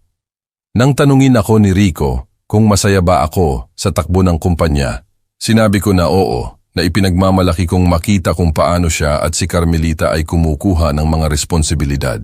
Nang tanungin ako ni Valerie kung maayos ang aking kalusugan, sinabi ko na hindi ako kailanman naging mas maayos. Nang tanungin ako ni Carmelita kung mayroon akong mga plano para sa hinaharap, sinabi ko na gusto ko lang tamasahin ang aking mga apo at makita ang paglago ng kumpanya ng pamilya. Lahat ay kasinungalingan, ngunit iyon ang gusto nilang marinig. At habang nagsisinungaling ako, sa unang pagkakataon sa aking buhay, nagsimula akong magplano ng paghihiganti dahil kung kaya nilang pagtaksilan ang kanilang sariling ama, kaya ko rin silang pagtaksilan bilang aking mga anak. Ang kaibahan ay mayroon akong pagbibigay katwiran na hindi nila kailanman magkakaroon. Sila ang nagsimula ng giyera. 3 linggo pagkatapos matuklasan ang pagtataksil, nang nagsimula na akong magplano ng aking paghihiganti ng palihim, dumating si Rico sa aking bahay isang hapon na may ekspresyon na hindi ko nakita sa kanyang mukha mula pa noong bata pa siya. Mukha siyang kinakabahan, halos mahina, na parang nagpa-practice siya ng sasabihin niya sa akin. "Tatay," sabi niya, umupo sa harap ko sa sala. "Madalas kong iniisip ang tungkol sa atin, sa pamilya, sa kumpanya. Sa tingin ko ay sobra akong na-stress kamakailan at marahil ay masyado akong naging mahigpit sa iyo. Gusto kong malaman mo na mahal kita at iginagalang ko ang lahat ng ginawa mo para sa amin. Sa isang sandali, napuno ng pag-asa ang puso ko bilang ama. Inakala ko na marahil ay natuklasan niya mismo kung gaano siya nagkamali. Nananalo ang pagmamahal ng anak laban sa ambisyon na bumalik sa akin ang aking anak. Gaano ako ka-inosente na maniwala na ang isang leopard ay maaring magbago ng kanyang mga batik. Patuloy na nagsalita si Rico ng may emosyon na tila totoo. Tatay, may gusto akong imungkahi sa iyo. Paano kung magdaos tayo ng isang malaking pagdiriwang para sa ika-22 anibersaryo ng kumpanya? Isang espesyal na okasyon kung saan maaari nating parangalan ang lahat ng iyong itinayo, kung saan ang lahat ng ating mga empleyado, kliyente at kaibigan ay makikilala ang iyong pamana. Mabilis na tumibok ang aking puso sa kagalakan na hindi ko naramdaman sa loob ng maraming buwan. Sa wakas, naisip ko, kikilalanin ng aking mga anak sa publiko ang aking halaga, ibibigay nila sa akin ang lugar na nararapat sa akin bilang tagapagtatag ng kumpanya. Ito ay magiging isang di malilimutang pagdiriwang, patuloy ni Rico, kasama ang lahat ng mahahalagang negosyante ng syudad, kasama ang ating mga empleyado sa loob ng maraming taon, kasama ang buong pamilya. Gusto namin na maging perpektong gabi ito para sa iyo, tatay. Nag-ipon ang mga luha sa aking mga mata habang nakikinig ako sa aking anak na nagpaplano ng pagdiriwang na ito na tunog ng pagkilala na matagal ko nang hinihintay. Sa loob ng sumunod na 2 linggo, ang buong pamilya ay nagbigay ng pansin sa pag-oorganisa ng pagdiriwang ng may dedikasyon na lubos na nagpakilig sa akin. Araw-araw na pumupunta si Carmelita upang kumonsulta sa akin tungkol sa mga detalye, kung anong pagkain ang mas gusto ko, anong musika ang gusto kong tugtugin, sino ang gusto kong imbitahan. Si Valerie ang nangangasiwa sa mga floral arrangement at dekorasyon. Sinasabi sa akin na gusto niya na maging karapat-dapat ang lahat para sa dakilang Tatay Aurelio Manalo. Maging ang mga empleyado ay nakikibahagi sa paghahanda. Marami sa kanila ang lumalapit upang sabihin sa akin na naghahanda sila ng mga espesyal na sorpresa para sa pagdiriwang. Sa unang pagkakataon sa loob ng maraming buwan, naramdaman kong mahal ako, pinahahalagahan at iginagalang ng sarili kong pamilya. Naisip ko na marahil ang mga nakaraang buwan ay isang masamang panahon lamang, na ang pagmamahal ng pamilya ay nanaig sa personal na ambisyon. Nang gabing iyon ng pagdiriwang, dumating ako sa bulwagan ng pinakamagarbong hotel sa syudad. Pakiramdam ko ay isang hari. Mahigit 300 katao ang naghihintay sa akin. Mga kasalukuyan at dating empleyado, mga kliyente sa loob ng maraming dekada, mga supplier, mga kaibigan ng pamilya, mahahalagang negosyante mula sa buong rehiyon. Lahat sila ay bumati sa akin ng may pagmamahal. Totoo, binabati ako sa aking mga nagawa. Kinukwentuhan ako ng mga kwento kung paano nakaapekto ang aking trabaho sa kanilang buhay. Isang empleyado na nakatrabaho ko ng 15 na taon ang nagsabi sa akin, "Mang Aurelio, dahil po sa inyo, may sariling bahay ang pamilya ko. Binago po ninyo ang aming buhay." Isang matandang kliyente ang yumakap sa akin at bumulong. "Ang bahay na itinayo ninyo para sa akin, 20 taon na ang nakakaraan ay perpekto pa rin. Doon namin pinalaki ang aming mga anak at ngayon ay nakatira na ang aming mga apo. Sa sandaling iyon, ipinagmamalaki ko ang bawat ladrilyo na inilatag ko, bawat desisyon na ginawa ko, bawat sakripisyo na ginawa ko." Kinuha ni Rico ang mikropono upang magbigay ng pangunahing talumpati at umupo ako sa aking mesa, naghihintay na marinig ang mga salita ng pagkilala na matagal ko nang kailangan. "Magandang gabi sa lahat," simula niya. "Narito tayo ngayon upang ipagdiwang ang 42 taon ng Sandoval Construction. Hanggang doon maayos ang lahat. Ang aking tatay, si Aurelio Manalo, ang nagtatag ng kumpanyang ito nang wala siyang anuman kundi isang pangarap at 2 kamay na handang magtrabaho." Sumambulat ang palakpakan sa bulwagan at naramdaman kong lumaki ang aking dibdib sa pagmamataas. Sa loob ng mahigit 4 na dekada, siya ang puso ng kumpanyang ito. ang lalaking nagtayo nito mula sa wala hanggang sa naging ito ngayon. Bawat salita ay parang gamot sa aking sugatang kaluluwa. Bawat parirala ay nagbalik ng dignidad na inakala kong nawala na ng tuluyan. Ngunit pagkatapos, dahan-dahang nagbago ang tono ni Rico. Gayunpaman, patuloy niya, tulad ng lahat ng magagandang kwento, ito rin ay dapat magkaroon ng angkop na pagtatapos. Ang aking tatay ay walang pagod na nagtrabaho sa loob ng 42 taon. Ibinigay niya ang lahat ng kanyang sarili sa kumpanyang ito. At ngayon ay oras na para tamasahin niya ang bunga ng kanyang pagtatrabaho. Natahimik ang bulwagan at naramdaman kong may mali. Kaya ngayong gabi, sa espesyal na gabi na ito, gusto naming opisyal na ipahayag na ang aking tatay ay nagre-retiro na mula sa aktibong pamamahala ng kumpanya. Ang mga salita ay tumama sa akin na parang martilyo sa dibdib. Hindi ito pagdiriwang, kundi isang pilit na paalam. Mula bukas, ang bagong henerasyon ng mga manalo ang lubusang kukuha ng kontrol sa kumpanya. Dadalhin ito sa hinaharap na may mga sariwang ideya at modernong pamamaraan. Ang katahimikan sa bulwagan ay nakakabingi. Ramdam ko ang lahat ng tingin na nakatuon sa akin. Ang ilan ay nagulat, ang iba ay may awa, ang ilan ay may morbid na pagkausyoso. Nagsimulang manginig ang aking mga kamay, hindi sa nerbiyos, kundi sa galit na nagsisimula ng kumulo sa aking loob. Ito ay isang perpektong inayos na patibong. Niloko nila ako sa mga pangako ng pagkilala upang dalhin ako bilang isang tupa sa pampublikong katayan. Patuloy na nagsalita si Rico. Alam naming mahirap para sa aking tatay na iwanan ng kumpanya na labis niyang minamahal. Ngunit sigurado kami na naiintindihan niya na ito ang tamang oras para ibigay ang daan sa bagong henerasyon. Ito ang pinakamahirap na kahihiyan na natanggap ko sa aking buhay. Pinapatalsik nila ako mula sa sarili kong kumpanya habang nagkukunwari na ito ay isang pagdiriwang para sa akin. Sinubukan kong tumayo, maglakad patungo sa mikropono, magsabi ng kahit ano, anuman, upang ipagtanggol ang aking dignidad. Ngunit mabilis na lumapit si Carmelita at inilagay ang kanyang kamay sa aking balikat, dahan-dahang pinipilit ako na manatiling nakaupo. Tatay, bulong niya sa aking tainga. Pakiusap, huwag kayong gumawa ng eksena. Ito ang pinakamahusay para sa lahat. Ang pinakamahusay para sa lahat. Ang pampublikong pagpapahiya sa akin ay ang pinakamahusay para sa lahat. Patuloy si Rico sa kanyang talumpati na parang ako ay isang bagay, hindi isang tao. Ang Sandoval Construction ay patuloy na pararangalan ang pamana ng kanyang tagapagtatag habang tinatanggap ang mga oportunidad sa hinaharap. Kami ay sigurado na sa ilalim ng bagong pamumuno, ang kumpanya ay aabot sa mga taas na hindi man lang inakala ng aking tatay.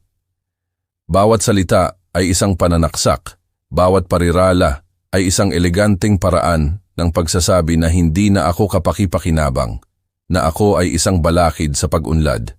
Pagkatapos ay dumating ang pinakamalaking kahihiyan sa lahat. Tinawag ni Rico sa pangunahing mesa sina Valerie at Carmelita at ang tatlo ay tumayo sa harap ng mikropono na parang sila ang mga bagong hari ng isang imperyo na itinayo ko. Gusto naming pasalamatan ang aming tatay at tagapagtatag sa lahat ng itinuro niya sa amin. Sabi ni Carmelita ng may ngiti na alam ko na ngayon ay ganap na peke. Ngunit gusto rin naming malaman ng lahat na ang kumpanya ay nasa mabuting kamay, na ang kinabukasan ng Sandoval Construction ay sigurado.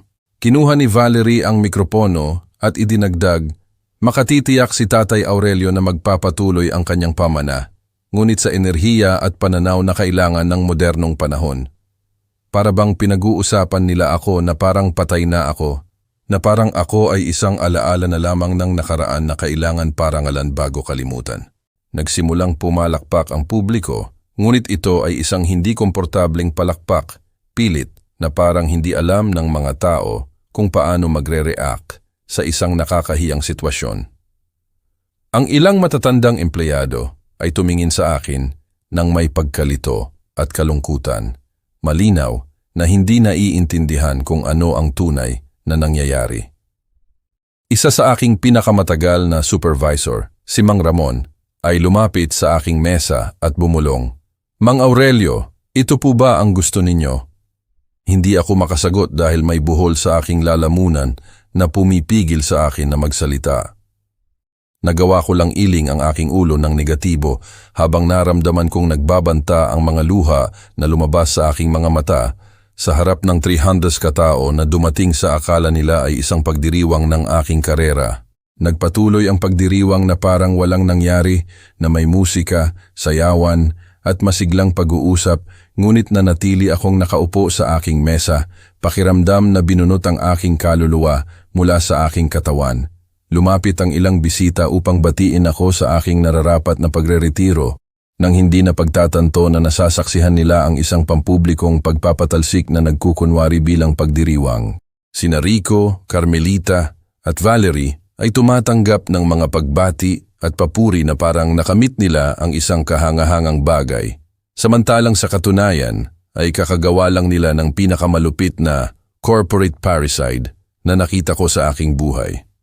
Habang nagiinuman sila para sa bagong simula ng kumpanya, nanatili akong nakaupo doon, napahiya, pinagtaksilan, ngunit sa unang pagkakataon sa loob ng maraming buwan, lubos na desidido na isagawa ang paghihiganti na pinaplano ko. Nang gabing iyon, hindi lamang ako nawala ng kumpanya, kundi nawala rin sa akin ang anumang bakas ng pagmamahal na maaaring mayroon ako sa aking mga anak. Kinabukasan pagkatapos ng pampublikong kahihiyang iyon, dumating ako sa opisina ng mas maaga kaysa kailanman. 5:30 ng umaga at ang gusali ay ganap na bakante at tahimik. Umakyat ako sa aking opisina at naupo sa aking mesa sa alam kong huling pagkakataon bilang direktor ng kumpanya na itinayo ko sa aking sariling mga kamay. Sinuri ko ang bawat drawer, bawat file, bawat larawan ng pamilya na nagdekorasyon sa espasyong iyon sa loob ng mga dekada. 7:00 niyo, tinawagan ko sina Rico, Carmelita at Valerie. Sinasabi sa kanila na kailangan ko silang makita ng madalian sa conference room. Kalmado ang boses ko, kontrolado, ngunit sa loob may galit na nag-aalab na naipon sa loob ng maraming buwan. Oras na para malaman nila na alam ko eksakto kung ano ang kanilang ginagawa. Oras na para tanggalin ang maskara ng inosenteng ama at ipakita sa kanila ang tunay na lalaking kanilang ginising sa kanilang pagtataksil. Nang dumating sila sa opisina bandang 8:00, ang tatlo ay may mukhang gulat. Malinaw na hindi nila inaasahan na nandoon ako ng ganoon kaaga pagkatapos ng pagdiriwang ng nakaraang gabi. Si Rico ang unang pumasok na may ngiting mapanlait na kanyang pinagbuti sa mga nakaraang buwan. "Magandang umaga, tatay," sabi niya. "Akala ko pagkatapos kagabi ay gusto mong magpahinga ng kaunti. Napaka-emosyonal na gabi para sa iyo." Sumunod sina Carmelita at Valerie sa likod niya, parehong may ekspresyon ng peking pag-aalala. "Ayos lang po ba kayo, tatay?" tanong ni Carmelita. "May kailangan po ba kayo?" dagdag ni Valerie. Perpekto ang kanilang pagganap, ngunit nakita ko na ang likod ng kurtina. Alam kong bawat salita ng pag-aalala ay kasinungalingan, na bawat kilos ng pagmamahal ay puro teatro na idinisenyo upang panatilihin akong kontrolado hanggang sa ganap nilang isagawa ang kanilang plano. Inanyayahan ko silang umupo sa conference table, ang mismong mesa kung saan kami gumawa ng libu-libong desisyon ng pamilya sa mga ginintuang taon ng kumpanya. "Gusto kong kausapin kayo tungkol sa ilang bagay na natuklasan ko kamakailan," sabi ko. Pinapanatili ang aking boses na mahinahon, ngunit matatag. Mga bagay na lubos na nagpasakit sa akin at kailangan kong ipaliwanag ninyo. Nagpalitan ng mabilis na tingin sina Rico at Valerie, isang tingin na hindi nila inakalang mapapansin ko. Ngunit kinumpirma nito ang aking hinala. "Ano po ang sinasabi ninyo, tatay?" tanong ni Carmelita na may matamis na boses na ginagamit niya noong bata pa siya at may ginawang kalokohan. "Napaka-misteryoso po ninyong magsalita. Ngunit hindi na ako ang inosenteng ama na nagpapaloko sa matatamis na boses at peking ngiti. Ako ay isang lalaking nakatuklas ng katotohanan at handa na itong harapin."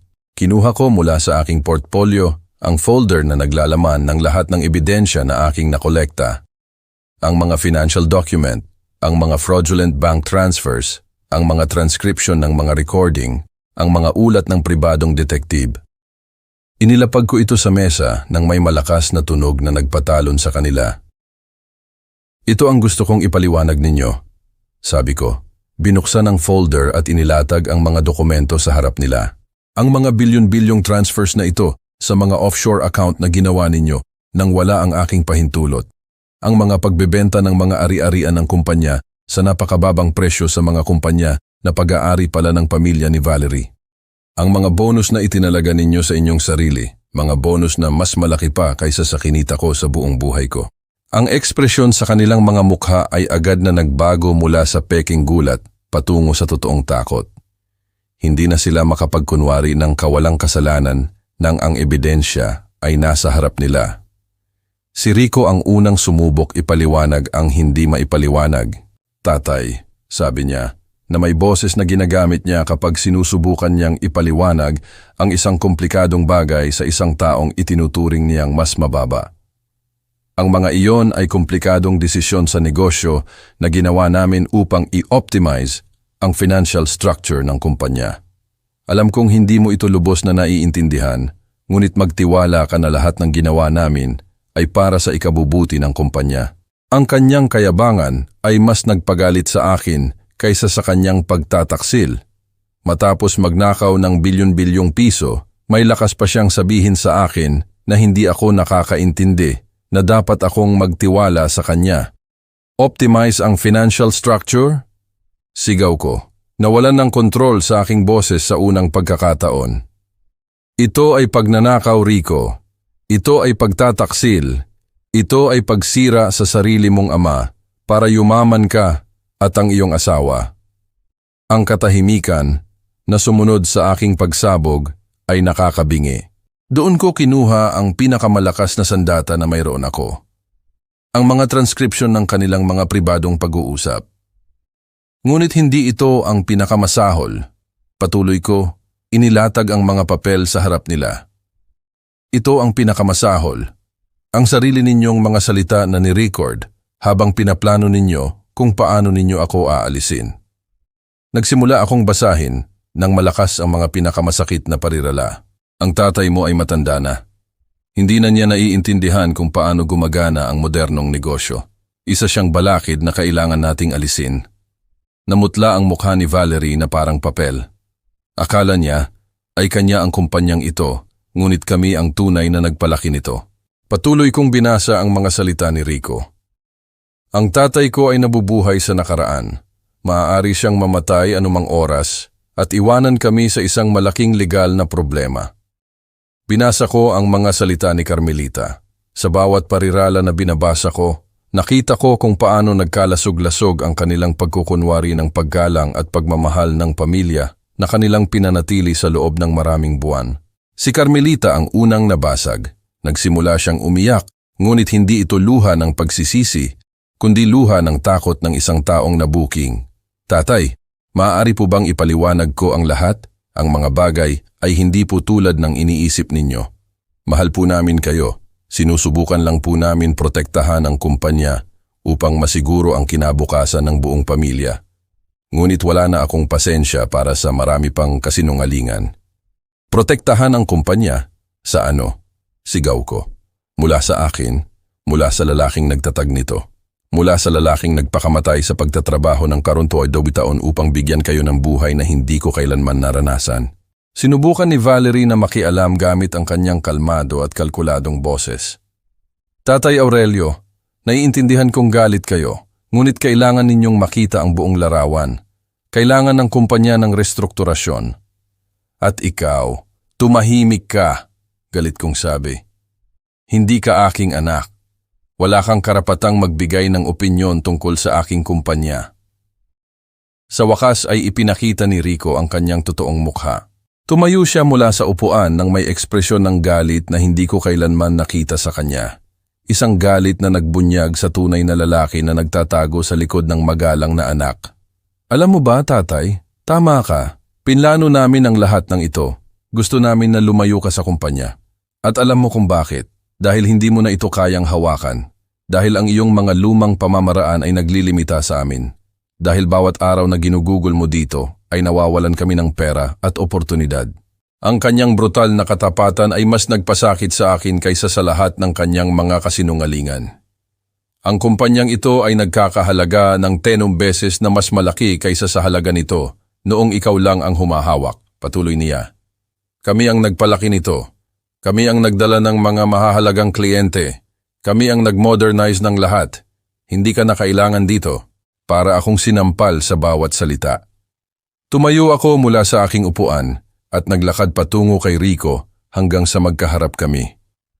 Mas matangkad siya sa akin, mas bata, mas malakas sa pisikal, ngunit sa sandaling iyon, mayroon akong isang bagay na hindi niya kailanman magkakaroon, ang moral na autoridad ng lalaking pinagtaksilan. Alam mo ba kung ano ang pinakamalungkot sa lahat ng ito, Rico? Sabi ko. Nakatingin ng diretso sa kanyang mga mata. Hindi ang pagnanakaw mo ng pera, hindi ang pampublikong pagpapahiya mo sa akin. Ang pinakamalungkot ay naging eksaktong kabaligtaran ka ng itinuro ko sa iyo. Tinuruan kitang magtrabaho ng tapat at naging magnanakaw ka. Tinuruan kitang pahalagahan ang pamilya at pinagtaksilan mo ang sarili mong ama. Tinuruan kitang igalang ang mga empleyado at tinatrato mo sila na parang numero lang sa isang spreadsheet. Bawat salita ay isang katotohanan na nagpasakit sa kanya. Nakikita ko ito sa kanyang mga mata. Sinubukan ni Carmelita na mamagitan sa pagitan namin, ngunit wala na akong pasensya para sa kanyang mga luha ng buwaya. Tatay, pakiusap, maaari ba nating ayusin ito? Sabi niya sa pagitan ng mga hikbi. Maaari tayong makahanap ng solusyon na gagana para sa lahat. Ngunit alam kong wala ng atrasan. Ayusin ano, Carmelita? Ang katotohanan na plano mong ideklara akong baliw para mapasa kanila ang aking pera? Ang katotohanan na pinag-uusapan mo ang aking kamatayan na parang ito ay isang kalayaan? Ang katotohanan na ginagawa mong isang bagay na dapat ikahiya ang pagmamahal na nararamdaman ng iyong ina para sa akin? Nanatiling tahimik ang aking anak dahil alam niyang totoo ang bawat akusasyon. Si Valerie sa kabilang banda ay nanatili sa kanyang malamig at kalkuladong ekspresyon na ngayon ay kinikilala ko bilang kanyang tunay na personalidad. Aurelio, sabi niya, gamit ang aking pangalan sa unang pagkakataon ng walang pekeng tatay. Maaari kayong makipag-away sa amin hanggat gusto ninyo, ngunit ang katotohanan ay wala na kayong kapangyarihan dito. Amin na ang kumpanya ngayon. Noon akong ngumiti sa unang pagkakataon sa pulong na iyon. Isang ngiti na nagpataka sa kanila dahil hindi nila inaasahan na makakangiti ako pagkatapos ng lahat ng sinabi nila. Tama ka, Valerie, sabi ko. Wala na akong kapangyarihan sa kumpanyang ito, ngunit may isang bagay na hindi ninyo alam, isang bagay na malapit ninyong matuklasan. Naglakad ako patungo sa pinto ng conference room, ngunit bago ako lumabas, lumingon ako upang tingnan sila sa huling pagkakataon. Ang paghihiganti, aking mahal na mga anak, ay isang putahing masarap ihain ng malamig at mayroon akong mga buwan upang ihanda ang perpektong piging. Lumabas ako ng silid na iyon. Alam kong iyon ang huling pagkakataon na makakasama ako sa isang pulong ng pamilya bilang direktor ng kumpanya. Ngunit alam ko rin na iyon ang unang pagkakataon sa loob ng maraming buwan na lumabas ako ng isang pulong bilang panalo. Kakabuod lang nila ang lahat ng kanilang card, ngunit mayroon pa akong alas sa manggas na magpapabago ng lahat ng magpakailanman. Nang hapon ding iyon, alas 4 ng hapon, nagtungo ako sa corporate building ng Meridian Builders, ang pinakamalaking kompetisyon sa buong rehiyon. Sa loob ng 42 taon, kami ay magkaribal, ngunit palaging may paggalang sa isa't isa. Ang kanilang general manager, si Engineer Martinez, ay isang lalaking kasing edad ko na nagtayo ng kanyang kumpanya sa parehong panahon na itinayo ko ang akin. Nakipagkumpetensya kami para sa parehong mga kontrata, parehong mga kliyente, parehong mga lote, ngunit hindi kailanman sa hindi tapat na paraan. 3 buwan na ang nakakaraan nang magsimula akong maghinala sa tunay na intensyon ng aking mga anak.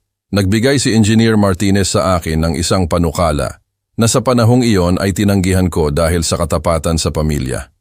Ngunit pagkatapos ng paghaharap kaninang umaga, ang panukalang iyon ay naging aking kaligtasan at ang perpektong instrumento ng aking paghihiganti. Tinanggap ako ni Engineer Martinez sa kanyang opisina nang may halong gulat at pagkaosyoso.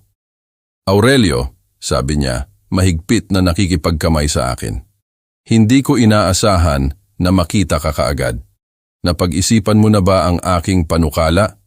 Simple lang ang kanyang panukala, ngunit revolusyonaryo. Bumuo ng isang strategic partnership kung saan ako ang magbibigay ng aking karanasan, mga kontak at kaalaman sa lokal na merkado, habang siya naman ang magbibigay ng financial structure at operational capacity ng Meridian. Ngunit may isang karagdagang elemento na nagpahirap tanggihan, ang panukala. Inimbestigahan niya ang operasyon ng aking mga anak at alam niya eksakto kung aling mga kontrata ang malapit ng matapos, aling mga kliyente ang hindi nasisiyahan at kung ano ang mga kahinaan ng Sandoval Construction. Handa na akong tumanggap, sabi ko. Ngunit gusto kong malaman mo na hindi lang ito negosyo para sa akin, ito ay isang deklarasyon ng giyera. Ginugol namin ang sumunod na 3 oras sa pagsusuri ng mga detalye ng aming kasunduan. Ibibigay ko sa kanya ang lahat ng aking database ng mga kliyente na binuo ko sa loob ng 4 na dekada at na ipinagwalang bahala ng aking mga anak. Ibabahagi ko sa kanya ang mga teknikal na sikreto na binuo ko upang makapagpatayo ng mas mabilis at mas mura kaysa sa kompetisyon. Higit sa lahat, bibigyan ko siya ng pribilehiyong impormasyon tungkol sa mga proyekto na ginagawa ng Sandoval Construction, mga proyekto na mas kilala ko kaysa kaninuman dahil nakibahagi ako sa kanilang unang pagpaplano bago ako inalis sa mga mahahalagang desisyon. Bilang kapalit, inalok ako ng Meridian ng 30% na bahagi sa lahat ng kita mula sa mga kontrata na aming makukuha ng magkasama, kasama ang isang executive salary na 3 beses ang ibinabayad ng aking sariling mga anak sa akin bilang consultant sa sarili kong kumpanya. Ngunit ang pinakakasyang bahagi ng kasunduan ay ang estratehiya na aming dinisenyo upang isagawa ang aming plano. Ang Meridian ay may kakayahang pinansyal na mag-alok ng mas magandang presyo kaysa sa Sandoval Construction sa karamihan ng mga mahahalagang kontrata na malapit ng isagawa. Mayroon akong personal na relasyon sa mga gumagawa ng desisyon, mga relasyon na inakala ng aking mga anak na sa kanila na dahil sa mana. Ngunit sa katunayan ay sa akin dahil sa sarili kong pagsisikap. Sa loob ng sumunod na 6 na buwan, sistematiko naming aatakihin ang bawat mahalagang pinagkukunan ng kita ng aking dating kumpanya, gamit ang aking internal na kaalaman upang mauna sa kanilang mga galaw at ang aking personal na kredibilidad upang kumbinsihin ang mga kliyente na lumipat ng supplier. Hindi lang ito kompetisyon, ito ay isang komersyal na giyera na pinamumunuan ng isang taong nakakaalam ng lahat ng kahinaan ng kalaban. Ang unang suntok ay ibinigay namin sa parehong linggo. Ang gobyerno ng probinsya ay magpapalabas ng tender para sa pagtatayo ng isang residential complex na may 500 bahay, ang pinakamalaking kontrata ng taon at isang kontrata na inaasahan ng Sandoval Construction na mapapasa kanila dahil sa buwan ng informal na negosasyon. Ngunit kilala ko ang direktor ng Public Works sa loob ng 20 taon. Itinayo ko ang bahay kung saan siya nakatira kasama ang kanyang pamilya. Naging ninong ako sa binyag ng kanyang bunsong anak. Isang tawag lang sa telepono ang sapat upang makakuha ng pribadong pulong kung saan ipinaliwanag ko sa kanya na nagtatrabaho na ako ngayon sa Meridian at na maaari kaming mag-alok ng mas mahusay na kalidad, mas magandang presyo at mas mabilis na oras ng pagkumpleto kaysa sa sino mang kumpanya. Mang Aurelio, sabi niya, kung ginagarantiyan ninyo na personal ninyong babantayan ang proyektong ito, sa inyo ang kontrata. Ganoon kasimple. 42 taon ng walang bahid-dungis na reputasyon ay mas mahalaga kaysa sa lahat ng presentasyon ng PowerPoint na kayang ihanda ni Rico. Dumating ang balita ng nawawalang kontrata sa aking mga anak na parang kidlat. Tinawagan ako ni Rico ng hapon ding iyon. Hysterical, sumisigaw sa telepono ng mga bagay na hindi ko kailanman inakalang maririnig ko mula sa bibig ng sarili kong anak. Paano mo nagawa sa amin ito? Sigaw niya. Traidor ka! Ninakaw mo ang kontratang iyon. Amin iyon! Ang kabalintunaan na tawagin niya akong traidor pagkatapos ng lahat ng ginawa niya sa akin ay halos nakakatawa. Hindi ninyo iyon, sagot ko ng may malamig na pagiging kalmado. Akin iyon, ang aking mga kontak, ang aking reputasyon, ang aking kredibilidad. Akala ninyo ay maaari ninyo akong paalisin mula sa aking kumpanya at kuhanin ang lahat ng itinayo ko. Ngayon ay natututo kayo na si Aurelio Manalo ay hindi kasama ng libre sa package. Ibinaba ko ang telepono na may kasiyahan na hindi ko naramdaman sa loob ng maraming buwan, ngunit simula pa lang iyon. Sa mga sumunod na linggo, isinagawa namin ni Meridian ang isang kampanya na napakalinaw sa kalupitan nito. Kinausap namin ang bawat mahalagang kliyente ng Sandoval Construction. Inaalok sila ng mas magandang kondisyon kung lumipat sila ng supplier. Hindi mahirap kumbinsihin sila. Nakapagtayo na ako ng mga bahay para sa marami sa kanila. Kilala ko ang kanilang mga pamilya. Nakapunta na ako sa kanilang mga kasal at binyag. Kapag sinabi sa kanila ni Aurelio Manalo na nagtatrabaho na ako ngayon sa ibang kumpanya, sinundan nila ako. Hindi nila sinundan ang kumpanya, sinundan nila ako. Sa loob ng 2 buwan, nawalan ang Sandoval Construction ng 60% ng kanilang pinakamahalagang kliyente. Bumagsak ang kanilang kita, naging komplikado ang kanilang cash flow, at sa unang pagkakataon sa mga dekada, kinailangan nilang magsimulang magtanggal ng empleyado. Ang pinakamalaking dagok ay dumating nang makumbinsi namin na kanselahin ang 3 sa kanilang pinakamahalagang proyekto ng mga kliyente.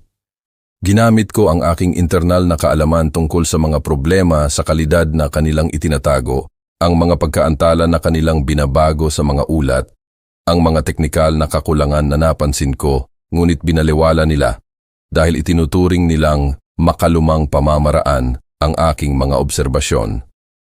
Lumabas na ang mga makalumang pamamaraan na iyon ang nagpapanatili ng kalidad at pagiging pungtual na inaasahan ng aming mga kliyente.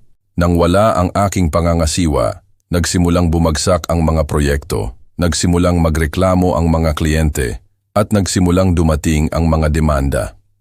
Sa loob ng 6 na buwan, ang Sandoval Construction ay nagbago mula sa isang matatag at respetadong kumpanya tungo sa isang kumpanya na nasa krisis na lumalaban para mabuhay. Noon ako nagpasya na ibigay ang media coup de grace.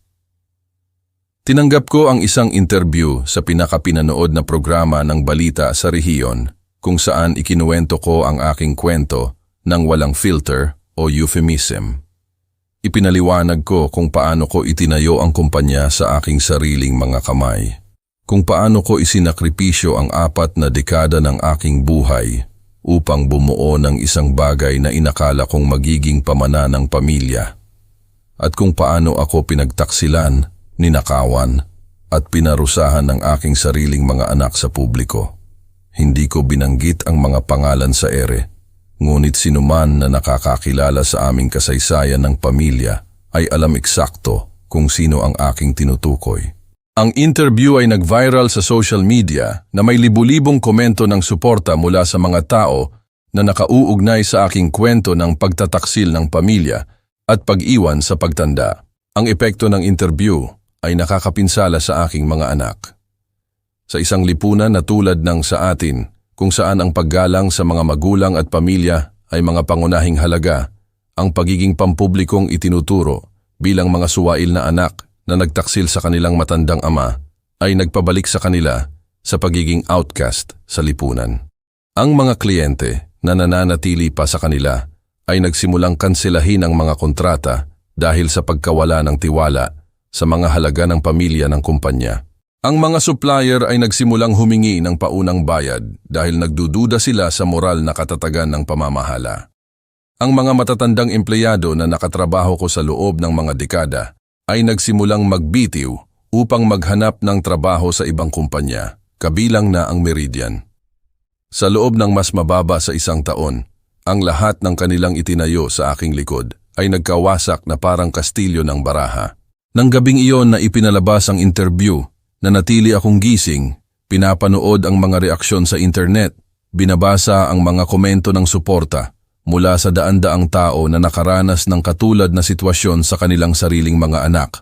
Mang Aurelio, tama po ang ginawa ninyo, sabi ng isang tao. Kailangan matuto ng mga suwail na anak na may kahihinatnan ang mga aksyon, komento ng isa. Anong laking kalungkutan na kailangan nating mga magulang na ipagtanggol ang ating sarili mula sa ating sariling mga anak, sabi ng isang babae na malinaw na nakaranas ng katulad na sitwasyon. Sa sandaling iyon, naintindihan ko na ang aking paghihiganti ay lumampas sa personal upang maging isang bagay na simboliko. Ang kwento ng ama na tumangging maging tahimik na biktima ng ambisyon ng kanyang mga anak. Natulog ako ng gabing iyon, pakiramdam na sa unang pagkakataon sa loob ng mahigit isang taon ay nabawi ko hindi lamang ang aking dignidad, kundi pati na rin ang kapangyarihan. Nagsisimula pa lang ang giyera, ngunit nanalo na ako sa pinakamahalagang labanan, ang labanan para sa katotohanan. 6 na buwan matapos ang interview sa telebisyon, habang sinusuri ko ang mga numero ng kita ng aking pakikipagtulungan sa Meridian sa aking bagong executive office, nakatanggap ako ng tawag na matagal ko nang hinihintay. Si Carmelita ito, at sa unang pagkakataon sa loob ng maraming taon, ang kanyang boses ay nanginginig, mapagpakumbaba, desperado. Tatay, sabi niya, kailangan po nating mag-usap. Nasa malubhang problema po ang kumpanya. Kailangan po namin ang tulong ninyo. Ang kabalintunaan ng tawag na yon ay nagpuno sa akin ng malalim at mapait na kasiyahan sa parehong oras. Ang mga anak na nagpatalsik sa akin mula sa sarili kong kumpanya, na nagdeklara sa akin na luma at walang silbi, na nagdiwang ng aking pampublikong kahihiyan, ay ngayon ay nagmamakaawa na bumalik ako upang iligtas sila mula sa kalamidad na sila mismo ang gumawa. Ngunit huli na para sa mga pakiusap at huli na para sa kapatawaran. Pumayag akong makipagpulong sa kanila sa huling pagkakataon, hindi dahil sa awa, kundi dahil gusto kong makita silang aminin ang kanilang pagkatalo ng harapan. Nagkita kami sa isang neutral na cafe, malayo sa mga opisina ng parehong kumpanya, sa isang lugar kung saan walang sino man ang makakarinig sa pag-uusap na alam kong magiging pinal para sa aming relasyon ng pamilya. Nang dumating sila, humanga ako sa kung paano sila nagbago sa mga buwan na iyon. Si Rico ay tumanda ng maraming taon sa loob ng ilang buwan, may malalim na eye bags at pumayat. Si Carmelita ay mukhang payat, kinakabahan, nang walang kumikinang na kumpiyansa na palagi niyang mayroon. Si Valerie, sa unang pagkakataon mula nang makilala ko siya, ay mukhang mahina nang wala ang maskara ng pagiging superior na kanyang pinagbuti sa loob ng maraming taon. Ang kapangyarihan, natuklasan ko, ay mas mahusay na pampaganda kaysa sa anumang anti-wrinkle cream at nawala sa kanila ang pareho.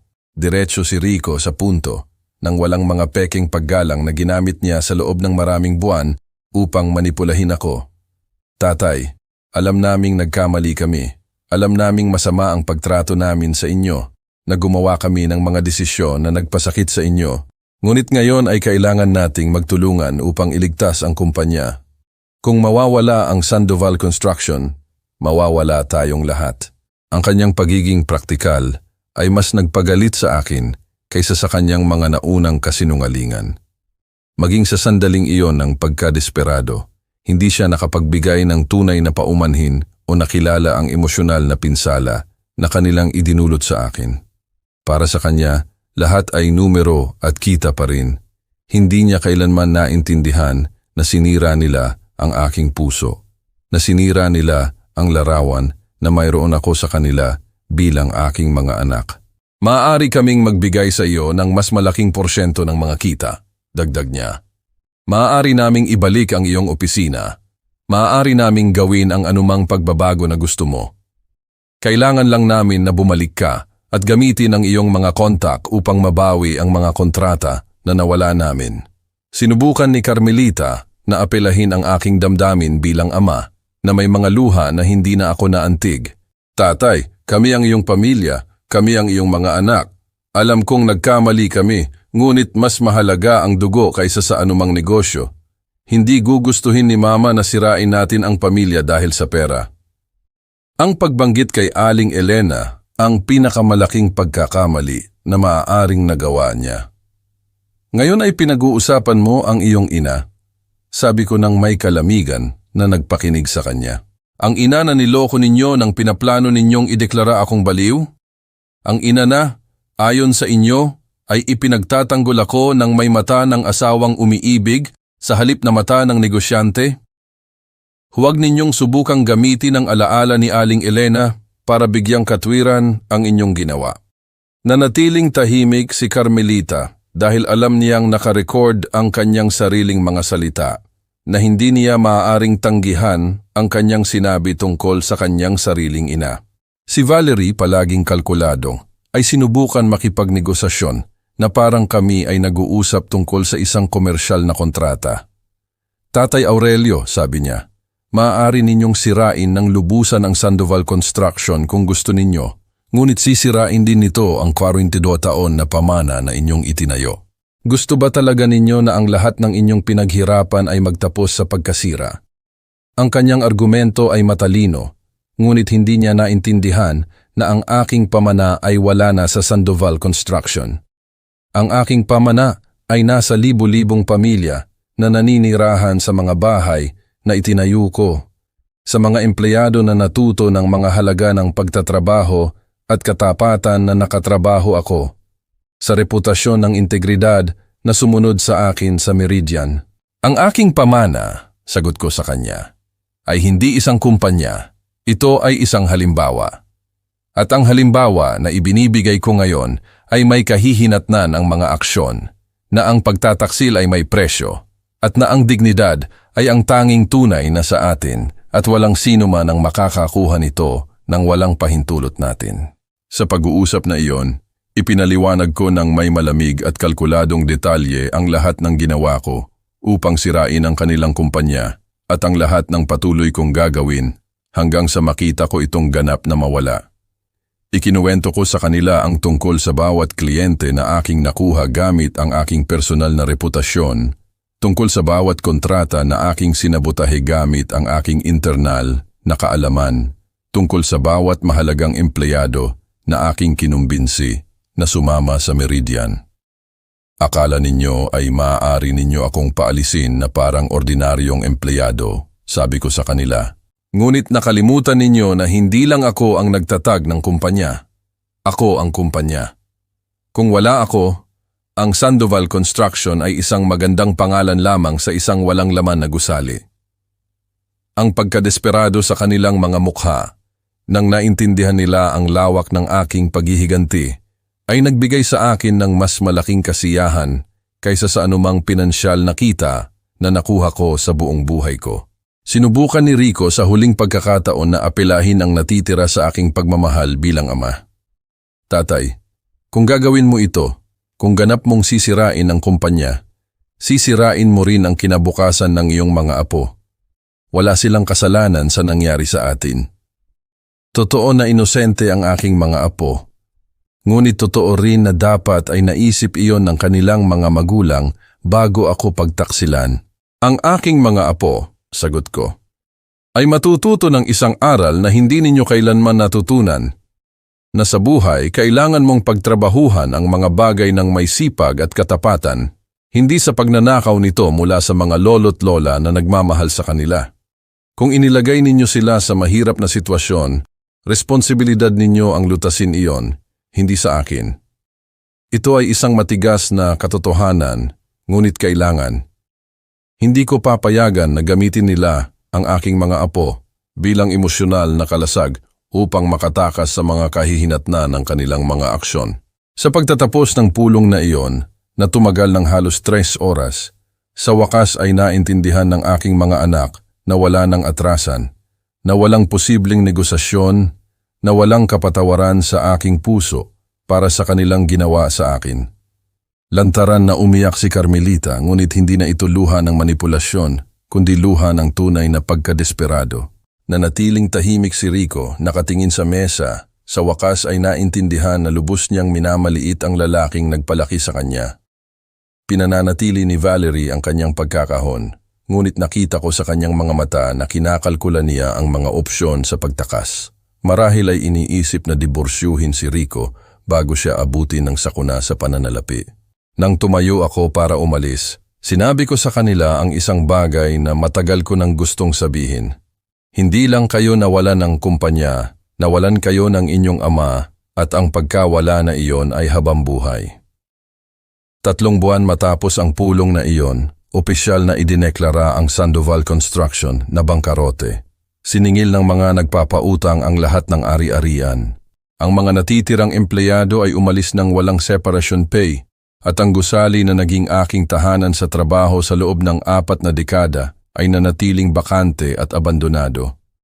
Ngunit hindi ako nakaramdam ng kalungkutan nang huli akong dumaan dito. Nakaramdam ako ng kalayaan.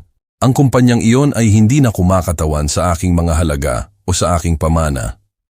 Ito ay isang walang laman na balat ng isang bagay na dating dakila, winasak ng ambisyon at kawalang pasasalamat.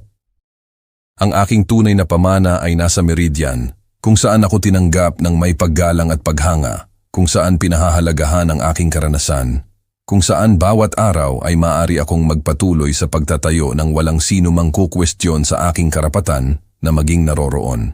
Ngayon, 2 taon pagkatapos ng lahat ng ito, nagtatrabaho ako sa Meridian nang mas may enerhiya at sigasig kaysa kailanman.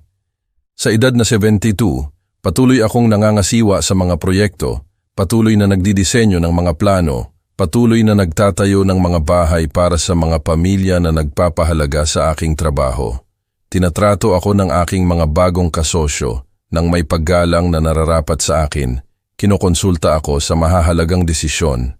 Pinahahalagahan ang aking karanasan nang hindi ako pinaparamdam na isang balakid. Kumita ako ng mas maraming pera sa loob ng 2 taon na ito kaysa sa nakaraang 5 taon sa sarili kong kumpanya. At higit sa lahat, nabawi ko ang aking dignidad at ang aking paggalang sa sarili. Hindi na ako nakikipag-usap kina Rico, Carmelita o Valerie mula pa noong huling pulong na yon. Hindi ko nakilala ang mga apo na ipinanganak pagkatapos ng aming pagkakagulo. Malaking kapalit ito, ngunit ito ay isang presyo na handa akong bayaran upang mapanatili ang aking dignidad. Kung may magtatanong sa akin kung pinagsisisihan ko ang paghihiganti na isinagawa ko laban sa aking sariling mga anak, ang sagot ay hindi. Sila ang nagdesisyon na pagtaksilan ako, pahiyain ako, nakawan ako, at ako ang nagdesisyon na ipagtanggol ang sarili ko. Ang isang lalaking hindi nagtatanggol sa sarili kapag inaatake ay hindi lalaki. Siya ay isang biktima. At tumanggi akong maging biktima ng sinuman, kahit na ng sarili kong dugo. Natuto ang aking mga anak ng isang aral na marahil ay kailangan na ang paggalang ay hindi minamana kundi pinaghihirapan at na ang pagiging magkadugo ay hindi lisensya para sa pagtataksil at pang-aabuso. Marahil balang araw ay maiintindihan nila na ang ginawa ko sa kanila ay hindi paghihiganti, kundi hustisya. At marahil lang, kapag matanda na sila tulad ko, maiintindihan nila ang halaga ng dignidad na ipinagtanggol ko hanggang sa huli. Hanggang noon, nabubuhay ako ng payapa sa aking sarili. Alam na ginawa ko ang tama, kahit na ang kapalit ay ang lahat ng pinakamamahal ko sa mundo. At kayo, na nakinig sa aking kwento hanggang sa huli, ano ang gagawin ninyo kung mangyari sa inyo ang ganito? Mananatili ba kayong tahimik, pinapayagan na tapakan ang inyong dignidad? O magkakaroon kayo ng lakas ng loob na ipagtanggol ang sarili kahit na ang kapalit ay ang lahat? Naniniwala ba kayo na may obligasyon ang isang ama na tiisin ang anumang kahihiyan mula sa kanyang mga anak? O naniniwala ba kayo na maging ang pagmamahal ng magulang ay may limitasyon kapag ito ay nagiging pang-aabuso? Itinuro sa akin ng buhay na minsan kailangan mong mawala ang lahat upang matagpuan ang sarili, na minsan ang tanging paraan upang manalo ay ang maging handang matalo, at na ang dignidad ay ang tanging tunay na sa atin at walang sino man ang makakakuha nito nang walang pahintulot natin. Kung ang kwentong ito ay nakaantig sa inyong puso, kung nagpaisip ito sa inyo tungkol sa halaga ng tunay na pamilya kumpara sa pamilya ng dugo, magkomento dito sa ibaba at mag-iwan ng inyong like. Sabihin ninyo sa amin kung nakaranas kayo ng katulad na sitwasyon, kung may kilala kayong nakaranas ng pagtataksil sa pamilya, o sabihin lang kung ano ang inyong opinyon sa mga desisyon na ginawa ko. Malaking pagkakaiba ang gagawin ng inyong komento dahil ipapaalala nito sa akin na bagaman nawalan ako ng mga anak, may napanalunan akong mas mahalaga. Ang katiyakan na sa mundong ito, may mga tao pa rin na nakakaintindi ng pagkakaiba sa pagitan ng tama at madali. Mag-subscribe kung gusto ninyong makarinig ng marami pang kwento na tulad nito. Mga kwento ng mga ordinaryong tao na humarap sa mga pambihirang sitwasyon at kinailangang gumawa ng mahihirap na desisyon. Dahil sa huli, lahat tayo ay may kwentong sasabihin at lahat ito ay nararapat pakinggan.